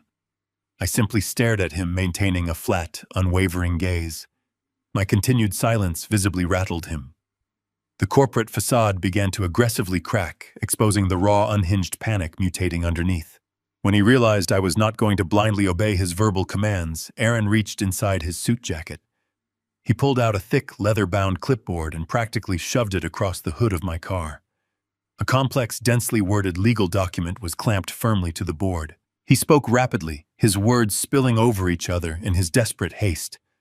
He told me that since I was apparently incapable of managing my own banking applications over the phone, he had proactively brought a solution. He claimed the document on the clipboard was a standard administrative release form. It was explicitly designed to clear the fraud alert. Unfreeze the $75,000 and permanently transfer the primary administrative control of the deed over to his name just to prevent any future misunderstandings. He was asking me to voluntarily sign away my home and legitimize his theft right there on the frozen concrete of my driveway. I looked down at the document, then back up at my son. Before I could utter a single word of rejection, Aaron snapped his fingers sharply toward his idling sports utility vehicle. The heavy passenger door of his luxury vehicle swung open. A man stepped out onto the driveway. He did not look like a corporate banking official or a respectable legal representative. He was wearing an ill-fitting, wrinkled overcoat. He was visibly sweating despite the freezing temperature, his eyes darting nervously up and down the quiet suburban street. He clutched a small, worn canvas bag tightly to his chest. Aaron introduced him with a dismissive wave of his hand. He stated that the man was a licensed mobile notary, a professional. He had paid a massive premium to bring directly to my property on a holiday week. Aaron patted the hood of my car aggressively, instructing me to place the clipboard down, sign the release authorization immediately, and allow his notary to officially stamp the paperwork. The sheer breathtaking audacity of the ambush settled heavily over the scene. Aaron had not merely come to argue. He had brought a completely compromised, corrupt notary to physically corner me on my own property. He intended to use the combined physical presence of 3 younger adults to intimidate, pressure, and actively coerce an elderly man into signing a fraudulent legal instrument. The notary shuffled forward, his boots dragging heavily against the frost. He refused to make direct eye contact with me. He pulled a heavy brass ink stamp from his canvas bag, his hands shaking slightly as he unscrewed the cap. He was clearly a man who operated entirely in the shadows, someone Aaron had likely sourced through the same shady network he used to secure his rapid cash loans. "Sign it, Calvin," Aaron demanded, entirely abandoning the pretense of calling me Dad. His voice was a harsh, desperate bark. "Sign the document right now. You are not going to ruin my life over a technicality. You are going to sign the release and we are going to walk away from this, or I swear to God I will have you declared legally incompetent and take the estate anyway." The threat hung violently in the freezing air. He had finally revealed the absolute depths of his depravity. He was actively threatening to strip me of my mental autonomy and to lock me away in a facility simply to maintain his access to my capital. I looked at Brooke, whose arms were still crossed, her eyes glaring with toxic entitlement. I looked at the sweating, terrified notary holding the brass stamp, and finally I looked directly into the bloodshot, panicked eyes of the man I had raised. They were fully expecting me to crumble. They were waiting for the elderly father to surrender to the sheer, overwhelming pressure of the physical confrontation. They anticipated fear, confusion, or a desperate pleading for familial reconciliation. I did not give them anything they expected. I stood perfectly upright, entirely immune to the freezing wind and the hostile intimidation. I reached out and placed my bare hand firmly on the edge of the leather clipboard. I did not pull a pen from my pocket. I simply shifted my gaze to the shivering, corrupt notary.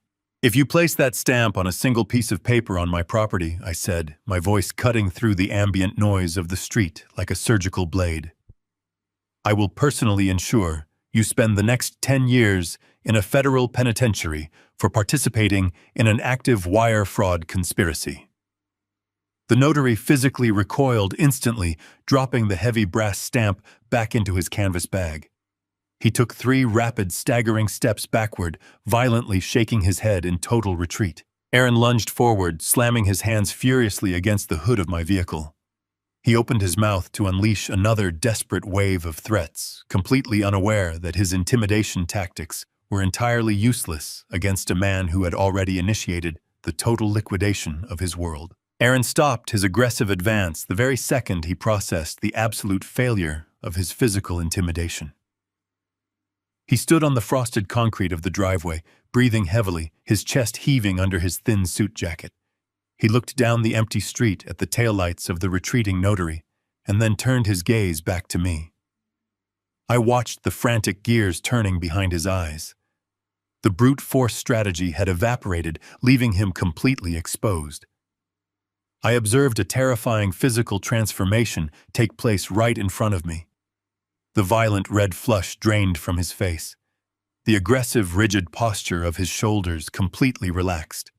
He took a slow, deep breath and let it out into the freezing air. When he looked at me again, the panicked criminal was gone, entirely replaced by a sickeningly sweet, deeply concerned son. "Dad, you are clearly not well." Aaron spoke, his voice dropping an entire octave into a soft, patronizing register. "You are confused. You are making completely irrational decisions, and it is starting to become dangerous." He took a slow, cautious step toward me, holding his hands up with his palms open, as if he were trying to pacify a frightened animal. He began to completely rewrite the reality of the past 48 hours, right there on the frozen driveway. He told me that my memory was obviously slipping. He suggested, with a voice dripping with manufactured pity, that I had simply forgotten to pay the monthly bills.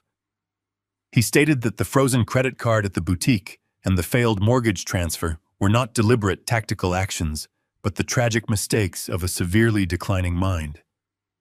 He claimed I had logged into my banking portals and hopelessly scrambled the routing numbers in a state of deep cognitive confusion.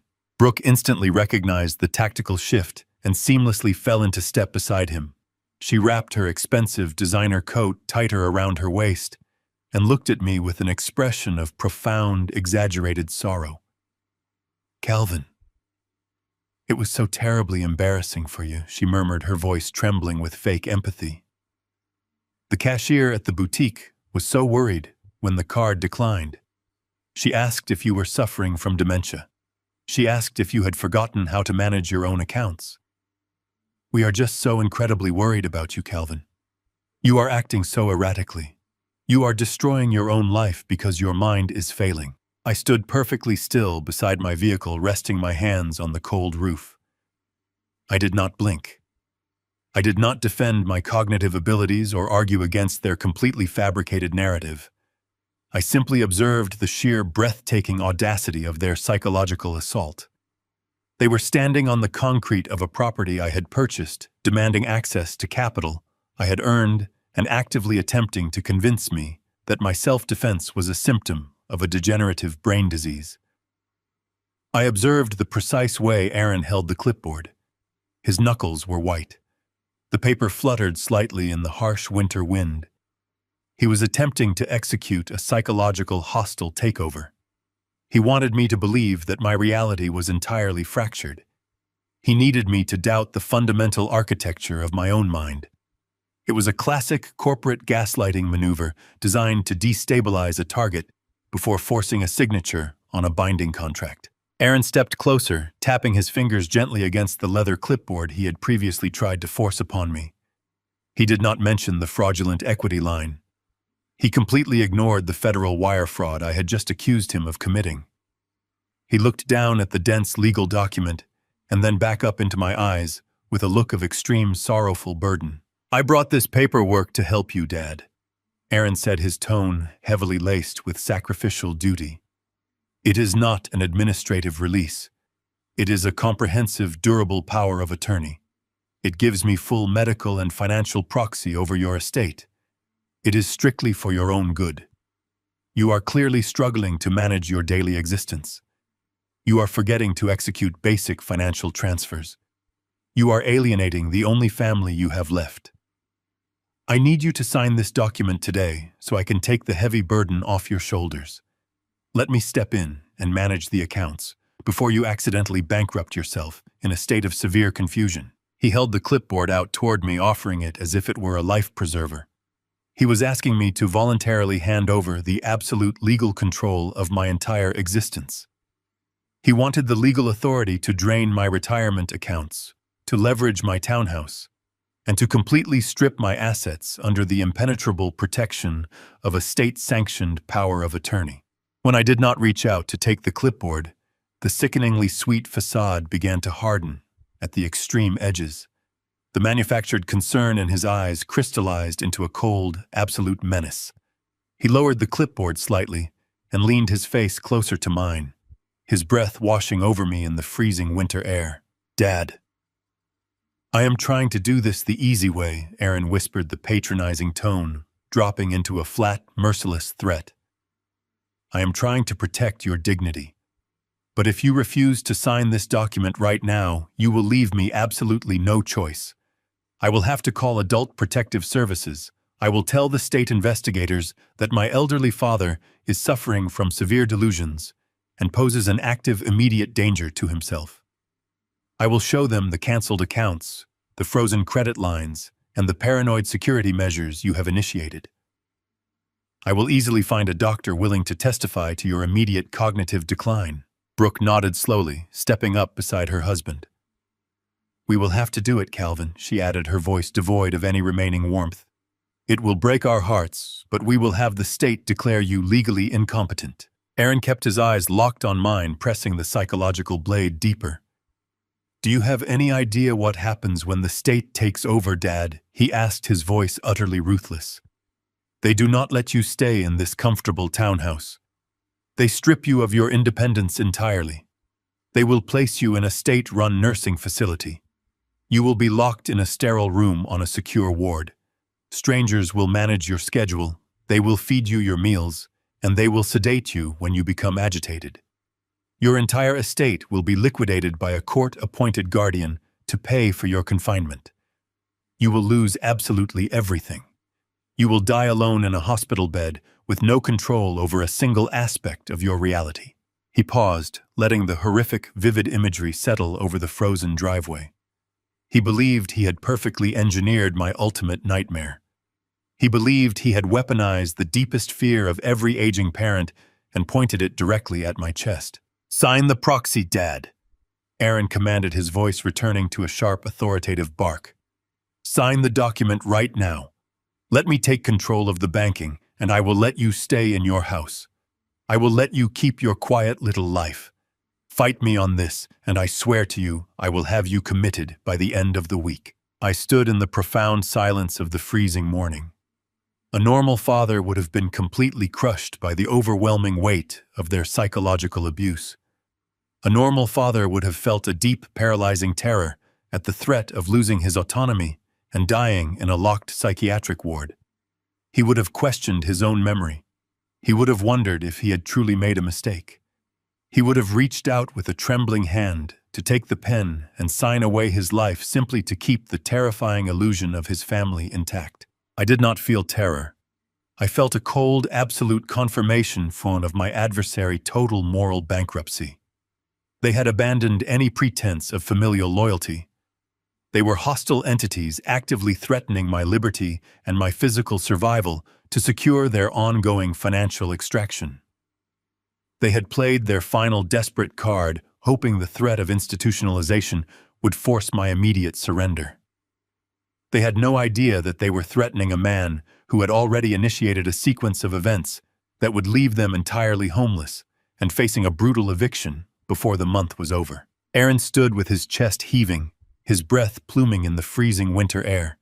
His threat to have me permanently committed to a locked psychiatric ward hung between us like a physical object. He waited for the terror to register in my eyes. He waited for me to crumble, to beg for my autonomy, and to surrender to his extortion simply to keep my freedom. Brooke stepped closer to him, her face a mask of toxic anticipation, waiting for my absolute defeat. I did not flinch. I did not raise my voice. I did not offer them the satisfaction of a defensive argument or a desperate plea. I simply looked at the two of them with the profound, absolute detachment of a man observing a parasitic infection that he had already cured. The sheer silence of my reaction began to unnervingly echo across the frosted driveway, completely neutralizing their aggressive momentum. Before I addressed my son, I slowly shifted my gaze to his wife. Brooke instinctively stiffened under my clinical observation. I looked at her not as a family member, but as an itemized ledger of stolen capital. I audited her physical presence with absolute ruthless precision. I looked at her expensive winter coat. I recognized the specific Italian designer label sewn into the collar. It was a recent seasonal release heavily promoted in luxury catalogs. I knew precisely what it cost. I lowered my eyes to her boots. They were imported calfskin leather with distinctive gold hardware shining dully in the gray morning light. I looked at the heavy luxury handbag slung over her shoulder. I performed the mental arithmetic instantly, my voice breaking the heavy silence with a flat, mechanical precision. Your winter coat retails for $2,400. I stated my words clipping clearly through the bitter wind. Your leather boots cost $850. The handbag you are currently clutching is a limited production model that sells for approximately $4,200. You are standing on my concrete driveway wearing nearly $7,500 worth of retail garments. You purchased these exact items during the holiday weekend using a joint platinum emergency card. Brooke opened her mouth to speak, a flush of indignant rage creeping up her neck, but I did not allow her a single syllable of interruption. That specific credit line is directly tethered to my personal retirement reserves. I continued, my voice remaining entirely devoid of emotion. You did not earn that money, Brooke. You did not generate that capital. You extracted it from my accounts under the arrogant assumption that I was too elderly and too mentally compromised to monitor my own financial architecture. You believed you could siphon my resources indefinitely to fund a lifestyle you could not legitimately afford. You are currently humiliated because that plastic card was declined at a boutique, but you possess absolutely no shame regarding the fact that you are actively wearing my stolen retirement. Brooke physically stepped back as if she had been violently struck. Her mouth snapped shut. The manufactured empathy she had previously displayed evaporated instantly, replaced by a deep, humiliated shock. She looked at Aaron for defense, but Aaron was entirely paralyzed by the surgical precision of my audit. He could not protect her from the undeniable mathematical truth of their parasitism. I turned my attention back to the man I had raised. Aaron was staring at me, his jaw tight, his eyes wide with a creeping, inescapable dread. The patronizing corporate son was completely gone. The aggressive bully who had threatened me with a nursing home had evaporated. He was finally beginning to understand that he had walked blindly into a meticulously engineered trap. He had brought threats to a man who had already executed a total systemic demolition. I reached a hand inside the deep breast pocket of my heavy wool overcoat. I did not rush the movement. I slowly pulled out a thick, heavy manila envelope. The paper was crisp and rigid in the freezing temperature. I held the envelope out toward him, suspending it over the hood of my idling vehicle. Aaron stared at the envelope as if it were a venomous serpent. He did not want to take it. His survival instincts were screaming at him to turn around, get back into his expensive leased vehicle, and drive away. But his sheer desperate need for control forced his hand. He needed to know what data I possessed. His fingers were trembling visibly as he reached out and took the envelope from my grasp. "Open it," I commanded softly. Aaron fumbled with the metal clasp. His hands were shaking so violently that he nearly dropped the heavy packet onto the frosted concrete. He finally tore the flap open and pulled out a thick stack of stapled legal documents. He flipped to the very first page. I watched his eyes scan the bold black lettering at the top of the sheet. It was the formal fraud alert generated by the regional credit union. It was not a simple notification of a banking error. It was a severe, legally binding declaration that the $75,000 home equity line of credit had been permanently frozen due to verifiable documented forgery. It explicitly stated that the electronic signature did not match the physical records and that the Federal Fraud Division had been formally notified of the discrepancy. Aaron's face turned a sickly pale gray. The blood completely drained from his cheeks, leaving him looking hollow and entirely terrified. His lips parted, but no sound emerged. He realized in that exact second that his crime was not a secret. It was a documented, verifiable fact sitting on a federal banking server. He swallowed hard, his Adam apple bobbing visibly in his throat. A bead of cold sweat formed on his brow, despite the freezing wind. "Turn to the next document," I instructed, my voice entirely flat. He mechanically folded the fraud alert back, exposing the second set of papers. It was the comprehensive binding contract of sale from Apex Capital Holdings. It detailed the exact coordinates of the suburban property he currently occupied. It listed the aggressive discounted purchase price, and it clearly displayed my authorized physical signature executing the total liquidation of the asset. Aaron let out a shallow, ragged gasp. He read the corporate title of the investment firm. He read the aggressive 7-day closing timeline. His hands began to shake with such velocity that the thick pages rattled loudly against the frozen air. He looked up at me, his eyes wide and completely devoid of their previous arrogance. "You sold the house." He whispered the words barely escaping his throat. "You sold the house to a corporate liquidator." "I sold a liability to an asset management firm." I corrected him clinically. "They specialize in hostile rapid cash acquisitions. They do not care that you currently reside in the master bedroom. They do not care about your affluent neighbors or your country club status. They only care about the physical land and the structure sitting upon it. You do not own that property, Aaron. You never owned that property. You were merely a tenant utilizing my charity, and you completely exhausted that charity the exact second you forged my signature on a federal banking application." "Read the final page," I said. Aaron slowly flipped to the last document in the stack. It was a formal 30-day notice to vacate the premises drafted by Stephen Porter and legally bound to the acquisition contract. It explicitly stated that his status as a tenant at will was officially terminated.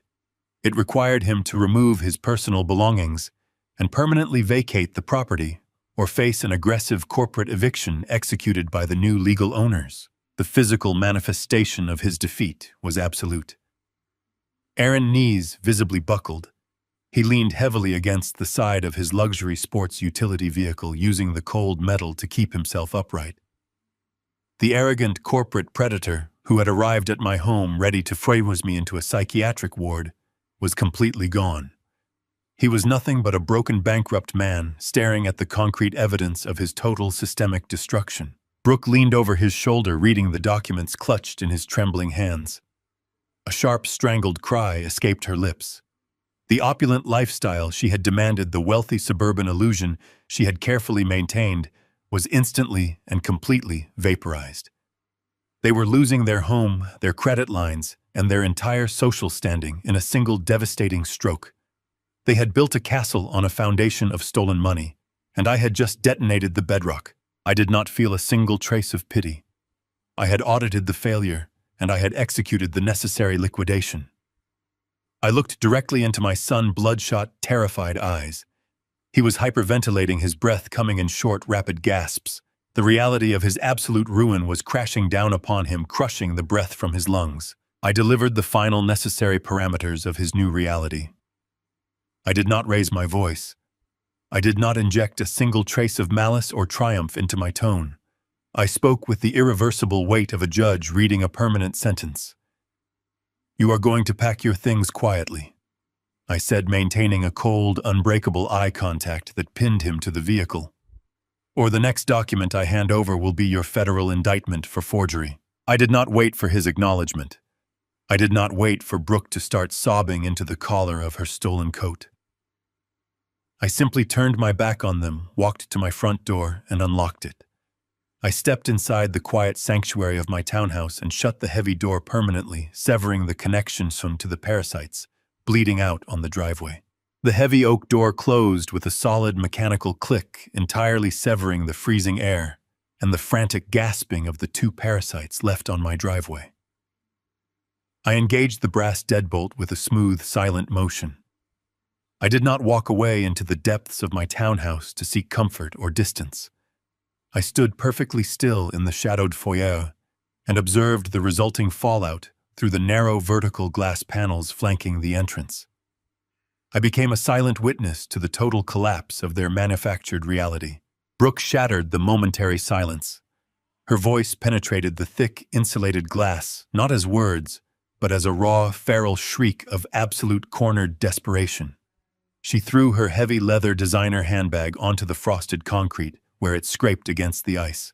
She began pacing back and forth across the driveway with the frantic, erratic energy of a trapped animal. She screamed toward my house, her face distorted into a mask, of pure, unadulterated venom. She swore she would destroy me.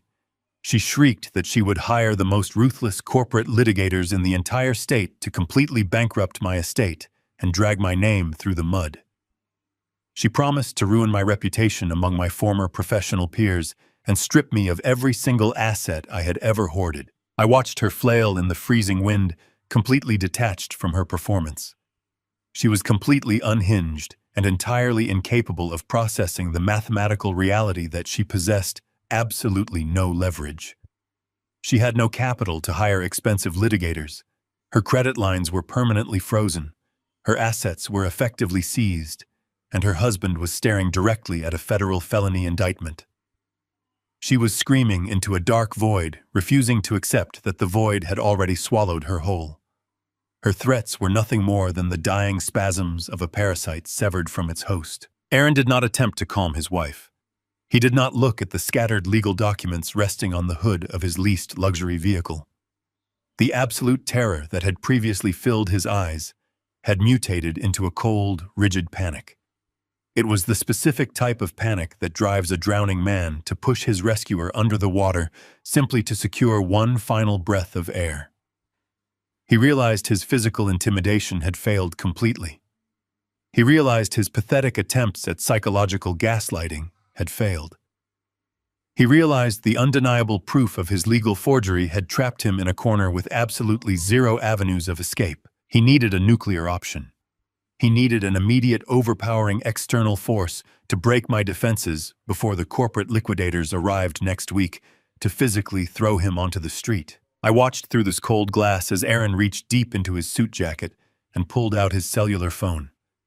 His fingers were trembling so violently he nearly dropped the expensive device onto the frozen driveway. He did not dial a criminal defense attorney to mitigate his exposure. He did not call his bank to attempt a desperate negotiation. He pressed 3 specific digits and raised the phone to his ear. He paced aggressively toward my front porch, his eyes locked entirely on the heavy oak door separating us. I could hear his voice bleeding through the glass structure. He was not speaking in the panicked, desperate tone of a ruined corporate criminal. He instantly manufactured a voice of sheer hysterical terror. He was crying. He forced actual tears into his vocal cords, pleading desperately with the emergency dispatcher on the other end of the line. He screamed that he needed immediate police and medical assistance at my specific address. He stated his full name and my exact location with frantic, manufactured urgency. He began to weave a masterclass of weaponized fiction directly to the civil authorities. He cried into the receiver, claiming that his elderly father was experiencing a violent, catastrophic dementia episode. He lied with the smooth, practiced ease of a career sociopath who had spent years manipulating reality to suit his needs. He told the dispatcher that I had completely lost touch with reality and was suffering from severe aggressive hallucinations. He shrieked that I had barricaded myself inside the townhouse, that I had disabled the internal security system, and that I was actively threatening to physically harm myself and anyone who attempted to intervene. He painted a vivid, terrifying picture of a deeply disturbed geriatric patient suffering from severe paranoid delusions. He claimed I was shouting incoherently about corporate conspiracies and stolen bank funds. He begged the authorities to hurry, stating that he was absolutely terrified I would set the townhouse on fire or attempt a violent physical assault if they did not arrive immediately to forcibly detain me. Brooke instantly recognized his tactical shift.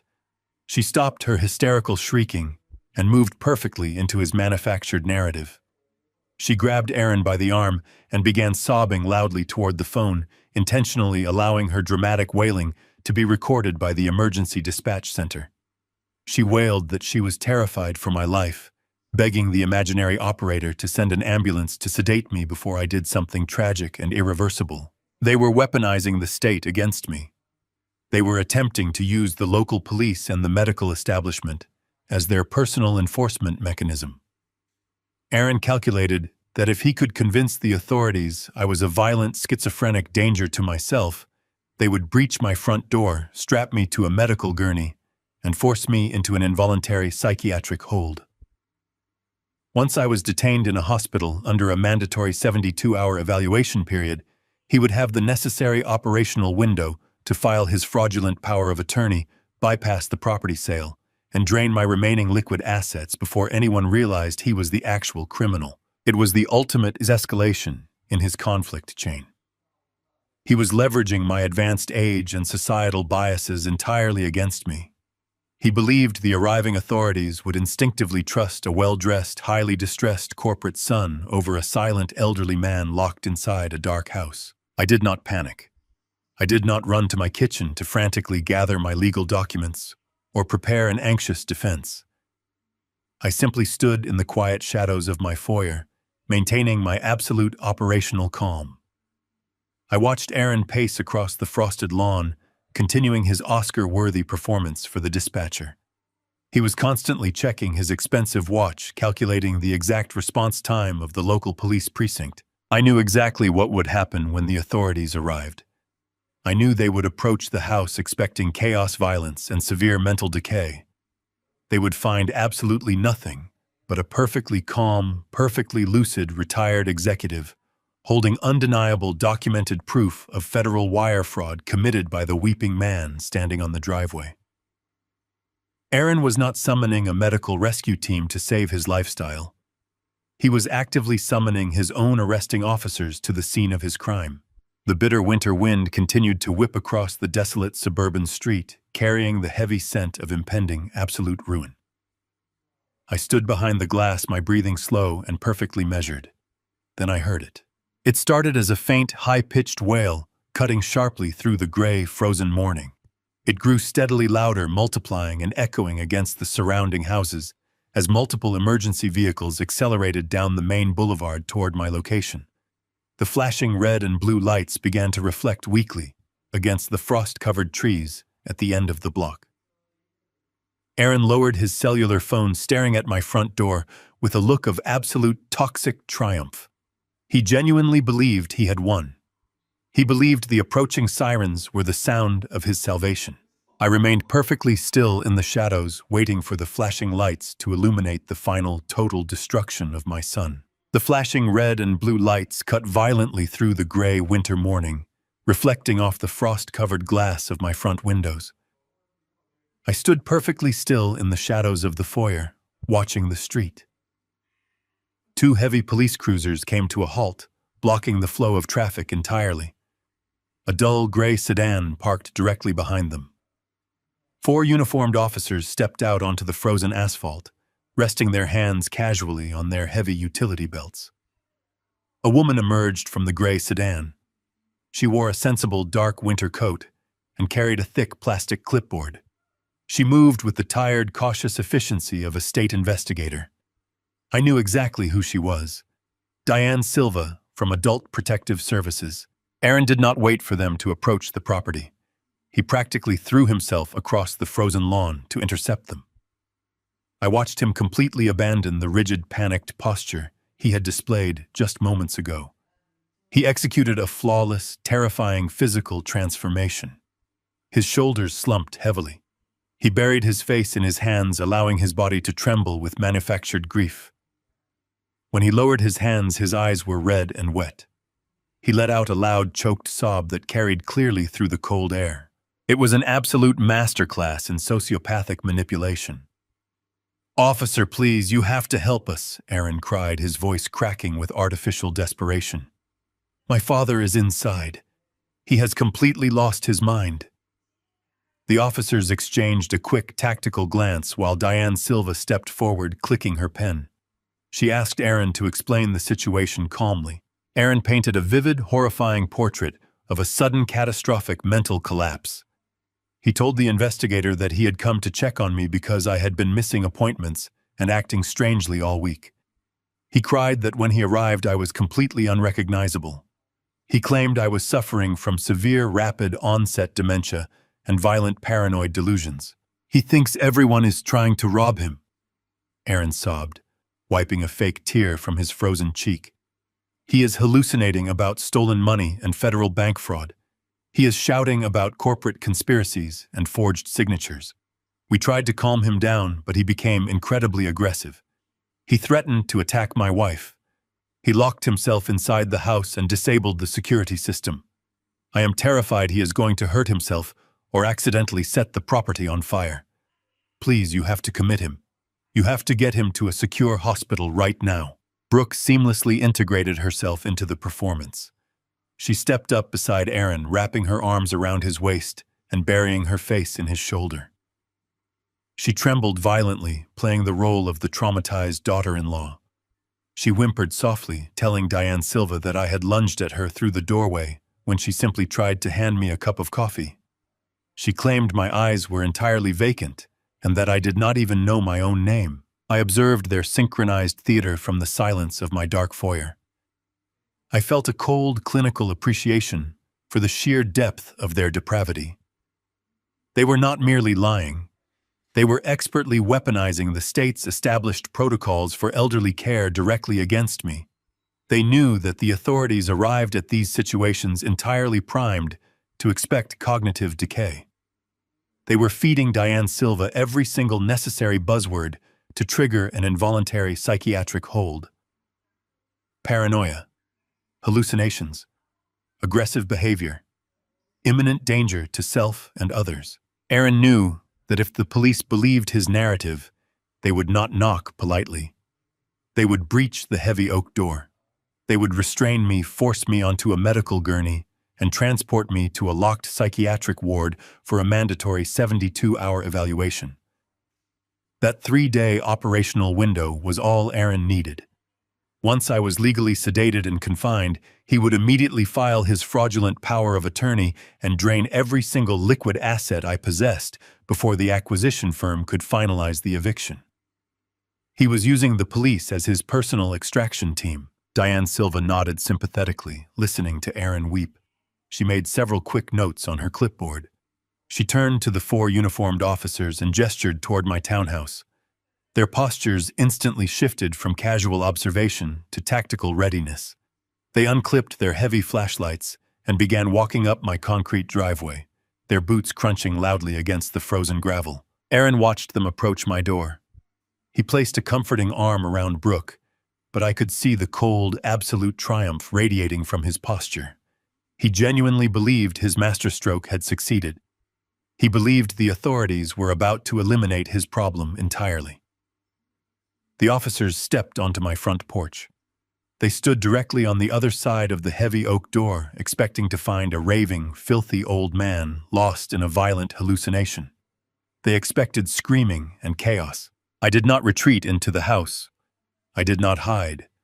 I smoothed the lapels of my wool overcoat and took a slow, measured breath.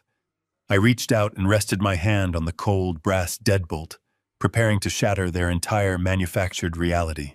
I did not wait for the heavy knock to echo through my home. I turned the brass deadbolt and pulled the oak door open just as the investigator raised her fist to strike the wood. She froze instantly on the frosted concrete. The 4 uniformed police officers standing on my walkway behind her instinctively shifted their weight toward their heavy utility belts. They were entirely braced for a violent physical confrontation with a deranged elderly man. I did not give them a single reason to escalate their tactical posture. I stood in the doorway, wearing my tailored wool trousers and a perfectly pressed dress shirt. I looked at the lead investigator with a mild, polite expression. I smiled gently and told her that it was far too cold to be standing outside on the freezing concrete. I invited her to come inside the warm house and offered to brew a fresh pot of chamomile tea. The investigator lowered her hand. Her eyes darted rapidly across my face and my clothing, searching for the severe cognitive decay my son had just hysterically described on the driveway. She fully expected to find a disheveled, confused man, lost in a violent, paranoid hallucination. Instead, she found a calm, retired corporate logistics executive holding the door open with steady, unblemished hospitality. She looked back over her shoulder at Aaron. My son was still standing near his luxury vehicle, clutching his wife and waiting for the police to drag me out in heavy medical restraints. The investigator turned back to me and nodded slowly. She instructed the 4 police officers to remain outside on the front porch. She stepped over the threshold and walked into my quiet foyer. I led her directly into my formal dining room. I did not rush my movements. I walked with the deliberate, measured pace of a man who is entirely in control of his physical and mental environment. I gestured toward one of the heavy mahogany chairs at the table. I walked into the adjacent kitchen and poured 2 cups of hot water from the kettle I had boiled earlier that morning, anticipating this exact sequence of events. I placed a ceramic cup in front of her and sat down on the opposite side of the table. She did not touch the warm tea.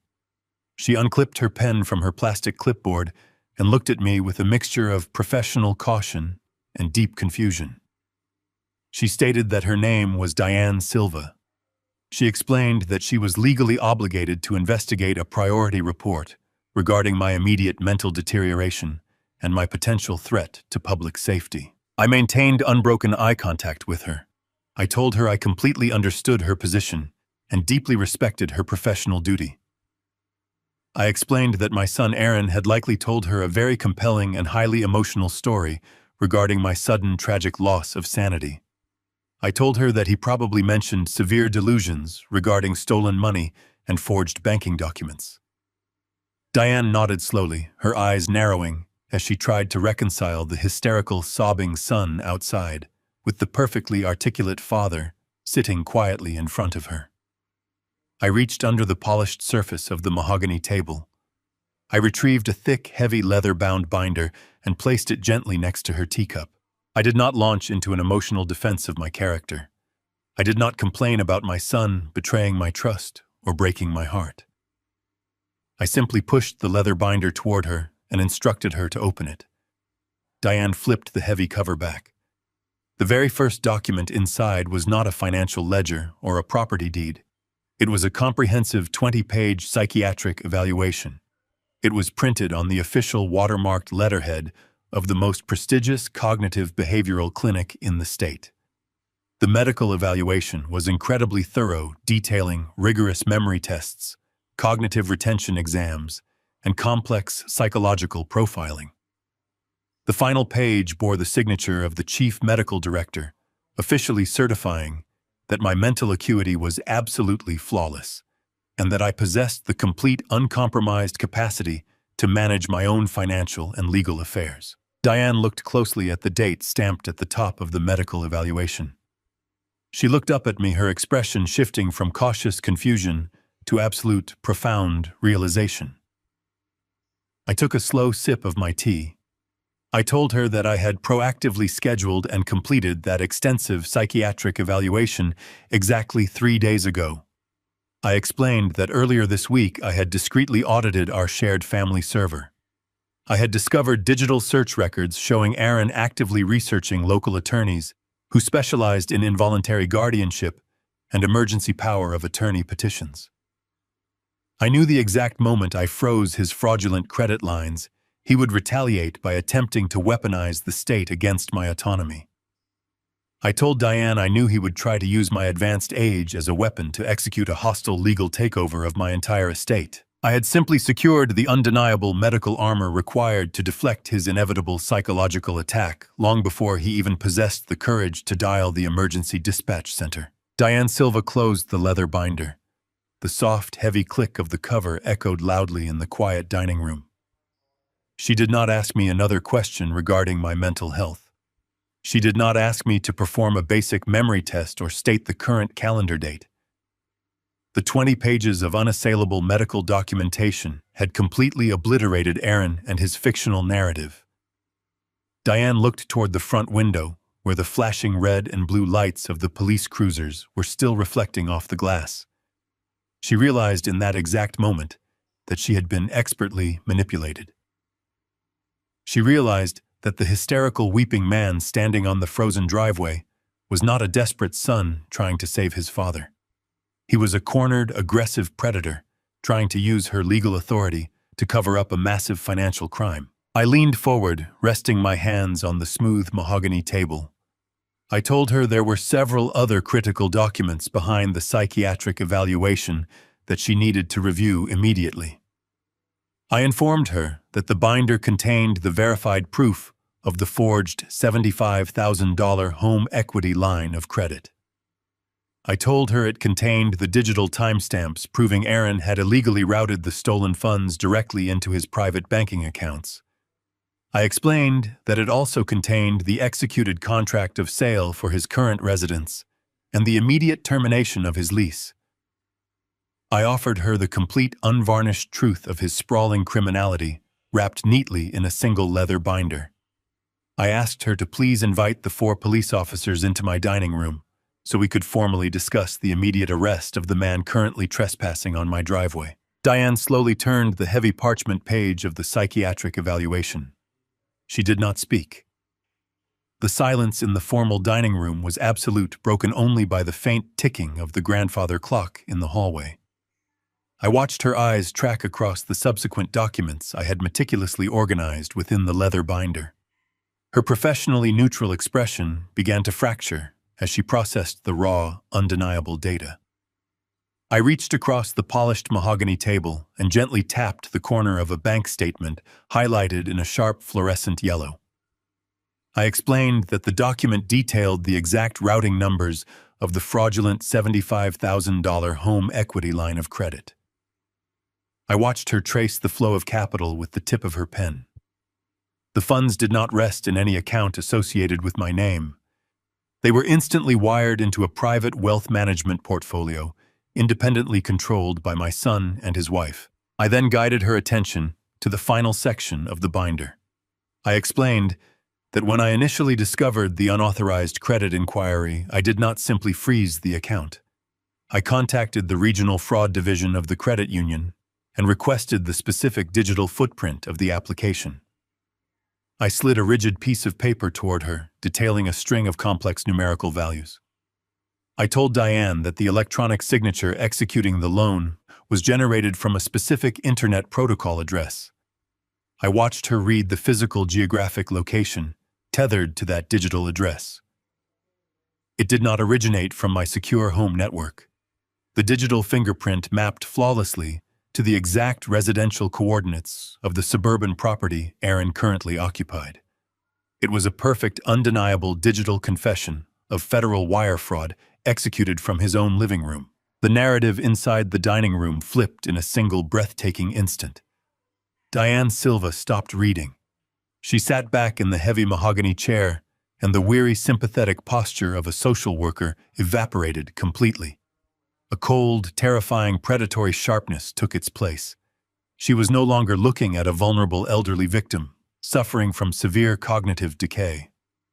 She was staring directly at a textbook prosecution for felony-level elder financial exploitation. The tragic illusion of a son desperate to save his declining father shattered into 1,000 pieces. Diane realized the sheer breathtaking audacity of the man currently weeping on my driveway. Her jaw tightened as the profound insult to her profession crystallized in her mind. Aaron had intentionally summoned her here. He had actively attempted to weaponize her agency to execute a hostile psychological assault.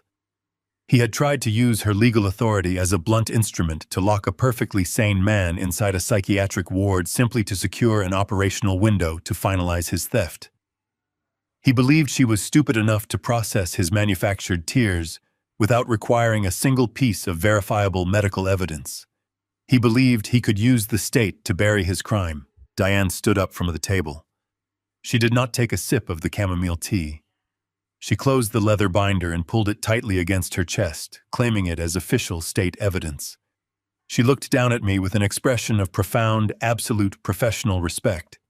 She told me that she had investigated hundreds of cases involving entitled family members attempting to strip assets from their aging parents.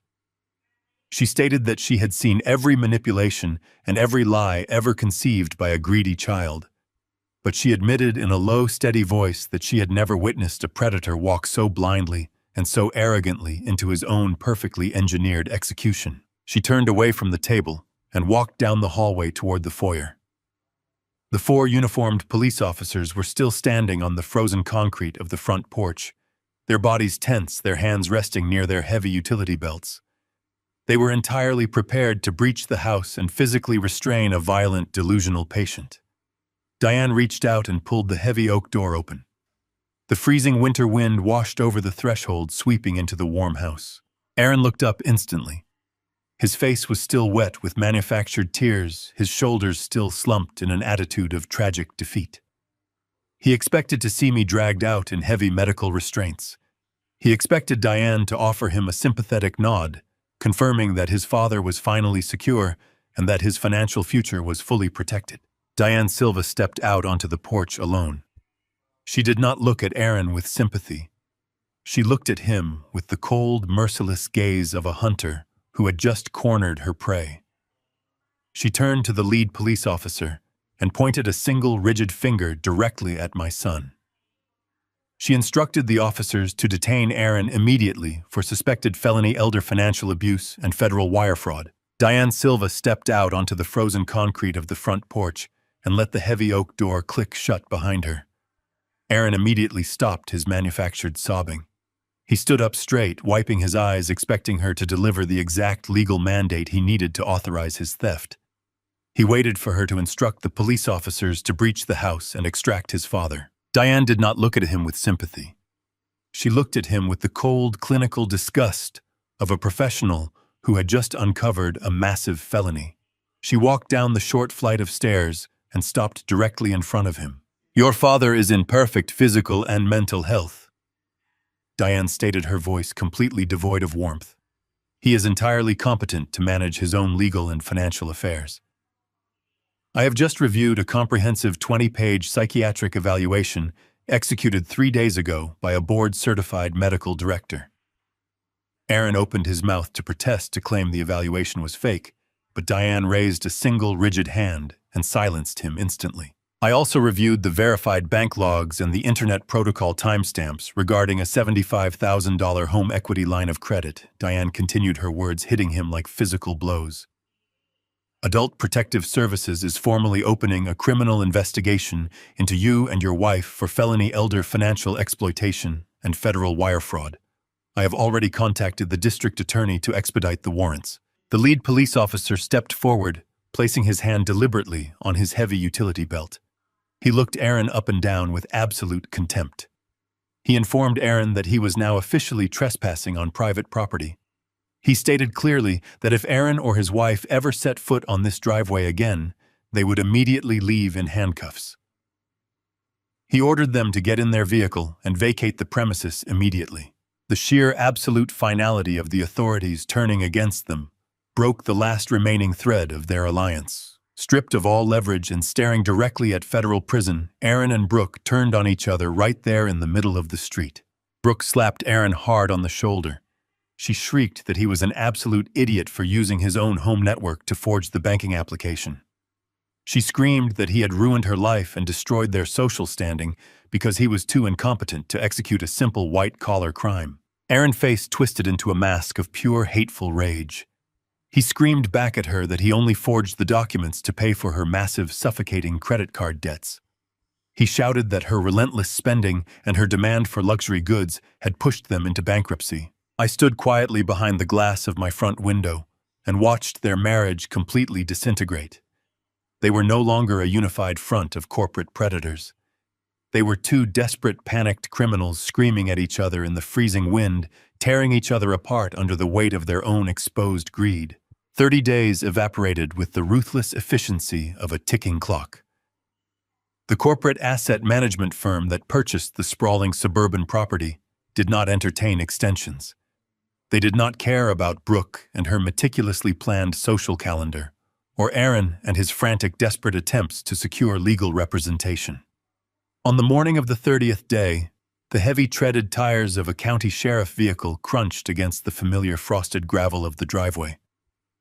I was not physically present to witness the extraction, but the subsequent formal reports from the corporate liquidators and the neighborhood association painted a vivid, pathetic picture. Aaron and Brooke had stubbornly refused to pack their belongings. They had clung to the desperate, arrogant delusion that a last-minute legal injunction would somehow save them. They were entirely wrong. The sheriff deputies did not offer sympathy or extra time. They offered a strict 10-minute window to gather essential personal effects before changing the heavy brass locks. The sprawling suburban fortress that Aaron had attempted to steal was formally secured by men in tactical uniforms, while Brooke stood on the cold sidewalk, weeping uncontrollably into a cheap cardboard box. Their luxurious illusion had completely collapsed in full view of the affluent neighbors they had spent years trying to impress. The Adult Protective Services investigation had triggered an immediate and devastating financial cascade. Diane Silva had acted with absolute professional ruthlessness. Upon verifying the fraudulent home equity line of credit, the federal banking authorities permanently froze all joint accounts associated with Aaron and Brooke. The capital they had stolen from me was entirely locked inside an impenetrable federal evidence vault pending a massive criminal trial. Their credit ratings, previously sustained by the silent capital I had fed them over the years, imploded overnight. Without my retirement funds acting as a hidden safety net, their true financial reality was violently exposed to the world. They possessed massive, unserviceable debt. They had zero liquid assets. They were completely toxic to any legitimate leasing agency in the entire state. Stripped of their stolen wealth and facing an active felony investigation, their options vanished into thin air. They were forced to secure housing through a predatory subprime landlord who did not require a standard background check. The sprawling, manicured lawns and quiet luxury of their affluent neighborhood were instantly replaced by the cracked asphalt and chain-link fences of an industrial sector on the extreme opposite edge of the city. Their new reality was a cramped, decaying two-bedroom apartment located directly above a 24-hour commercial laundromat. The walls were paper-thin and stained with years of severe neglect. The heavy designer furniture they had purchased with my stolen money could not even fit through the narrow, rotting doorframe of their new building. They were forced to abandon their luxury items on the sidewalk, where they were quickly scavenged by opportunistic strangers. I felt a profound, absolute sense of closure as the finalized bank transfer from the cash buyer cleared my private secure account. The heavy liability of that suburban house had been surgically removed from my financial architecture. The asset had been converted into pure liquid capital, resting safely behind impenetrable security protocols that Aaron would never again breach. The parasitic connection had been permanently severed. I did not feel a single trace of guilt as I imagined them sitting on the stained carpet of their miserable new apartment, surrounded by the deafening mechanical hum of commercial washing machines. They were finally experiencing the unvarnished reality of their own decisions. They were finally living the life they had actually earned. For decades, I had acted as a human shield, intercepting the consequences of every reckless choice my son had ever made. I had quietly paid his debts. I had funded his lavish lifestyle. I had allowed his entitlement to fester in the dark. That era of silent complicity was officially over. The eviction was not a cruel punishment. It was a mandatory correction of the natural order. It was the absolute, undeniable consequence of choosing greed over blood. The absolute silence of my townhouse was broken only by the gentle, rhythmic ticking of the antique clock in the hallway. It was late afternoon, and the weak winter sun was beginning to dip below the horizon, casting long, peaceful shadows across the polished hardwood floor. I was sitting in my leather reading chair, holding a warm cup of dark coffee when my cellular phone began to vibrate violently against the side table. The sudden movement rattled the wood, and the screen illuminated the dim room. The caller identification displayed a number I had not seen in exactly 1 month. It was Aaron. He was calling from a prepaid cellular device, likely because his primary corporate line had been permanently terminated for non-payment. I let the phone vibrate against the wood for a long time. I watched the screen flash with a cold, clinical detachment. A normal father might have felt a sudden surge of anxiety or a lingering shred of parental obligation. I felt absolutely nothing but the quiet, steady rhythm of my own breathing. I reached out and tapped the glass screen, accepting the call. I did not offer a polite greeting. I did not speak his name.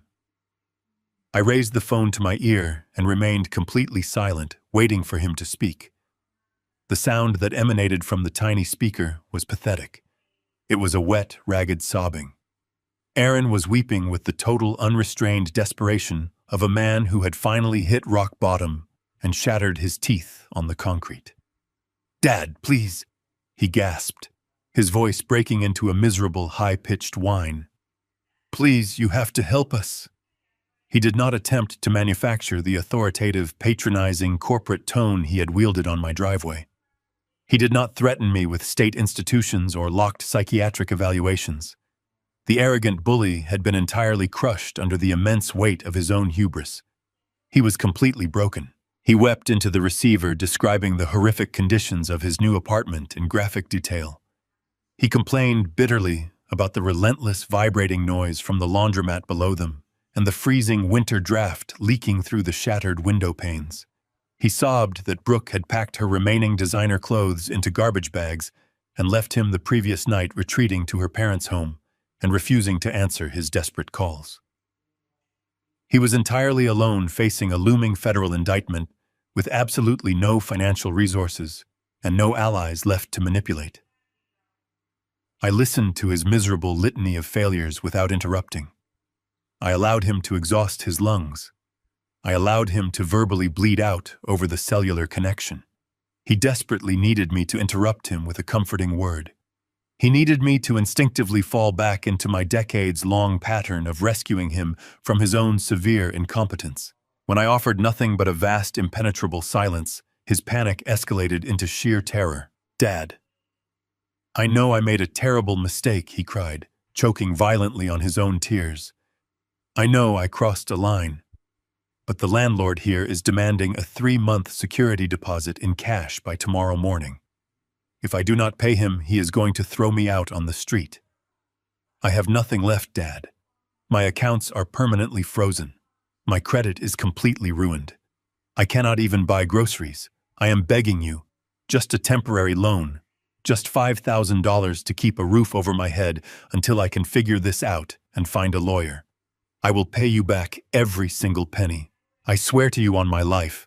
Please do not let me become homeless." His begging echoed loudly in the quiet, serene space of my living room. I sat perfectly still, holding the cold phone to my ear. I remembered the freezing winter morning on my driveway. I remembered the exact cruel expression on his face when he handed me the fraudulent power of attorney. I remembered the cold, ruthless way he had looked directly into my eyes and threatened to have me permanently committed to a locked psychiatric ward simply to steal my retirement. He had been perfectly willing to destroy my entire existence to fund his luxury.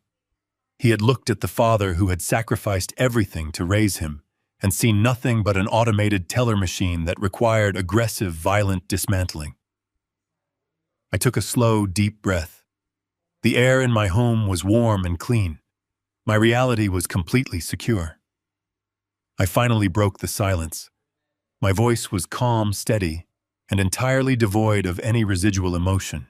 I spoke with the irreversible finality of a Supreme Court judge delivering a permanent sentence. "I am sorry, Aaron," I said, using the exact heartless phrasing he had weaponized against me on my front porch. "I only planned for my immediate family. I did not wait to hear the sharp intake of breath on the other end of the line. I did not wait for the horrific realization of his absolute permanent exile to register in his mind." I pulled the phone away from my ear and tapped the red icon ending the call instantly. I opened the settings menu on my device and navigated to his contact information. With a single deliberate press of my thumb, I permanently blocked his number. The electronic barrier was absolute. The digital tether was severed forever. I placed the phone back onto the wooden side table and took a slow sip of my coffee.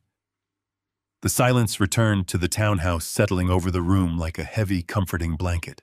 I sat on my quiet porch as the evening settled peacefully over the neighborhood. The freezing wind of the past month had finally broken, giving way to a crisp, clear winter night. The street lamps flickered to life, casting a warm yellow glow across the empty, pristine sidewalk. I felt no sadistic joy in the destruction of my son. There was no triumphant celebration in my heart. I only felt the profound, absolute peace of a restored equilibrium. The natural order of my universe had been violently disrupted by greed and unbelievable entitlement, but through meticulous patience and ruthless excision that order had been permanently reestablished. I had not destroyed Aaron. I had simply stopped shielding him from the brutal reality of his own actions. I had stepped completely out of the way and allowed the massive crushing weight of his own decisions to fall squarely upon his shoulders. He was a grown adult, and he was finally experiencing the unvarnished, severe consequences of adult choices. I stood up from my chair and walked back inside the warm, secure sanctuary of my home. I moved to my small mahogany desk and opened my laptop. The screen illuminated my face in the dim, quiet room. I navigated to my highly secure banking portal and reviewed the digital ledger. The massive influx of capital from the finalized cash sale of the suburban property sat safely in my primary account. It was joined by the recovered funds Diane Silva had systematically extracted from Aaron frozen accounts during the ongoing federal investigation. The wealth I had spent an entire lifetime building brick by brick through decades of honest, exhaustive labor was entirely intact. It was no longer a target for parasitic extraction. It was no longer a burdensome secret I had to protect from my own blood. It was completely and undeniably mine. I opened a new digital tab and navigated to a premium international travel agency. I did not look for budget accommodations or heavily discounted fares. For 40 years, I had sacrificed my own desires to ensure my family had every possible advantage. I had delayed my own dreams to fund their lavish comfort. That era of unilateral sacrifice was officially and permanently terminated. I typed my personal information into the booking portal. I selected a first-class month-long ticket to Europe. I charted a private, luxurious itinerary that would take me through the historic cobblestone streets of Rome, the quiet, sprawling vineyards of Tuscany, and the sweeping coastal roads of the Mediterranean. I booked luxury suites in historic five-star hotels and secured private transit for the entire duration of the journey. I watched the loading icon spin on the screen for a brief second before the bold green confirmation text appeared. The itinerary was completely locked.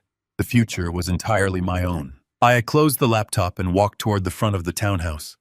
A sleek black town car was already pulling up to the curb outside my window, its bright headlights sweeping across the frost-covered grass.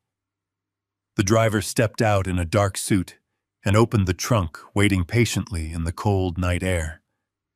I pulled my heavy wool overcoat from the closet and slipped it over my shoulders. I picked up my premium leather travel bag from the floor of the foyer. I did not look back into the dark, empty house. I stepped out onto the front porch and pulled the heavy, solid oak door shut behind me. The brass deadbolt engaged with a loud, definitive click, echoing sharply in the quiet neighborhood. The surgical excision of the toxic elements in my life was completely finalized. The boundaries I had drawn were absolute and impenetrable. I walked down the concrete path toward the waiting vehicle, feeling the cold, clean air fill my lungs. I was a man who had survived a profound betrayal and emerged entirely unbroken. I stepped into the warm leather interior of the luxury car and instructed the driver to take me directly to the airport. As the vehicle pulled away from the curb, merging smoothly into the quiet flow of traffic, I looked out the window at the passing city lights. I was leaving the dark shadows of manipulation and infinite greed completely behind me. The engine hummed quietly, carrying me toward a new, bright horizon.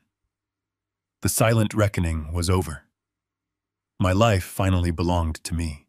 The profound lesson embedded within this silent reckoning is that authentic love must always be governed by unyielding boundaries.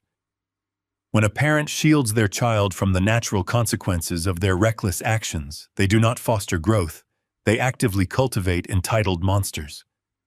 True strength lies not in endless unilateral sacrifice, but in possessing the courage to step away and allow gravity to perform its necessary work.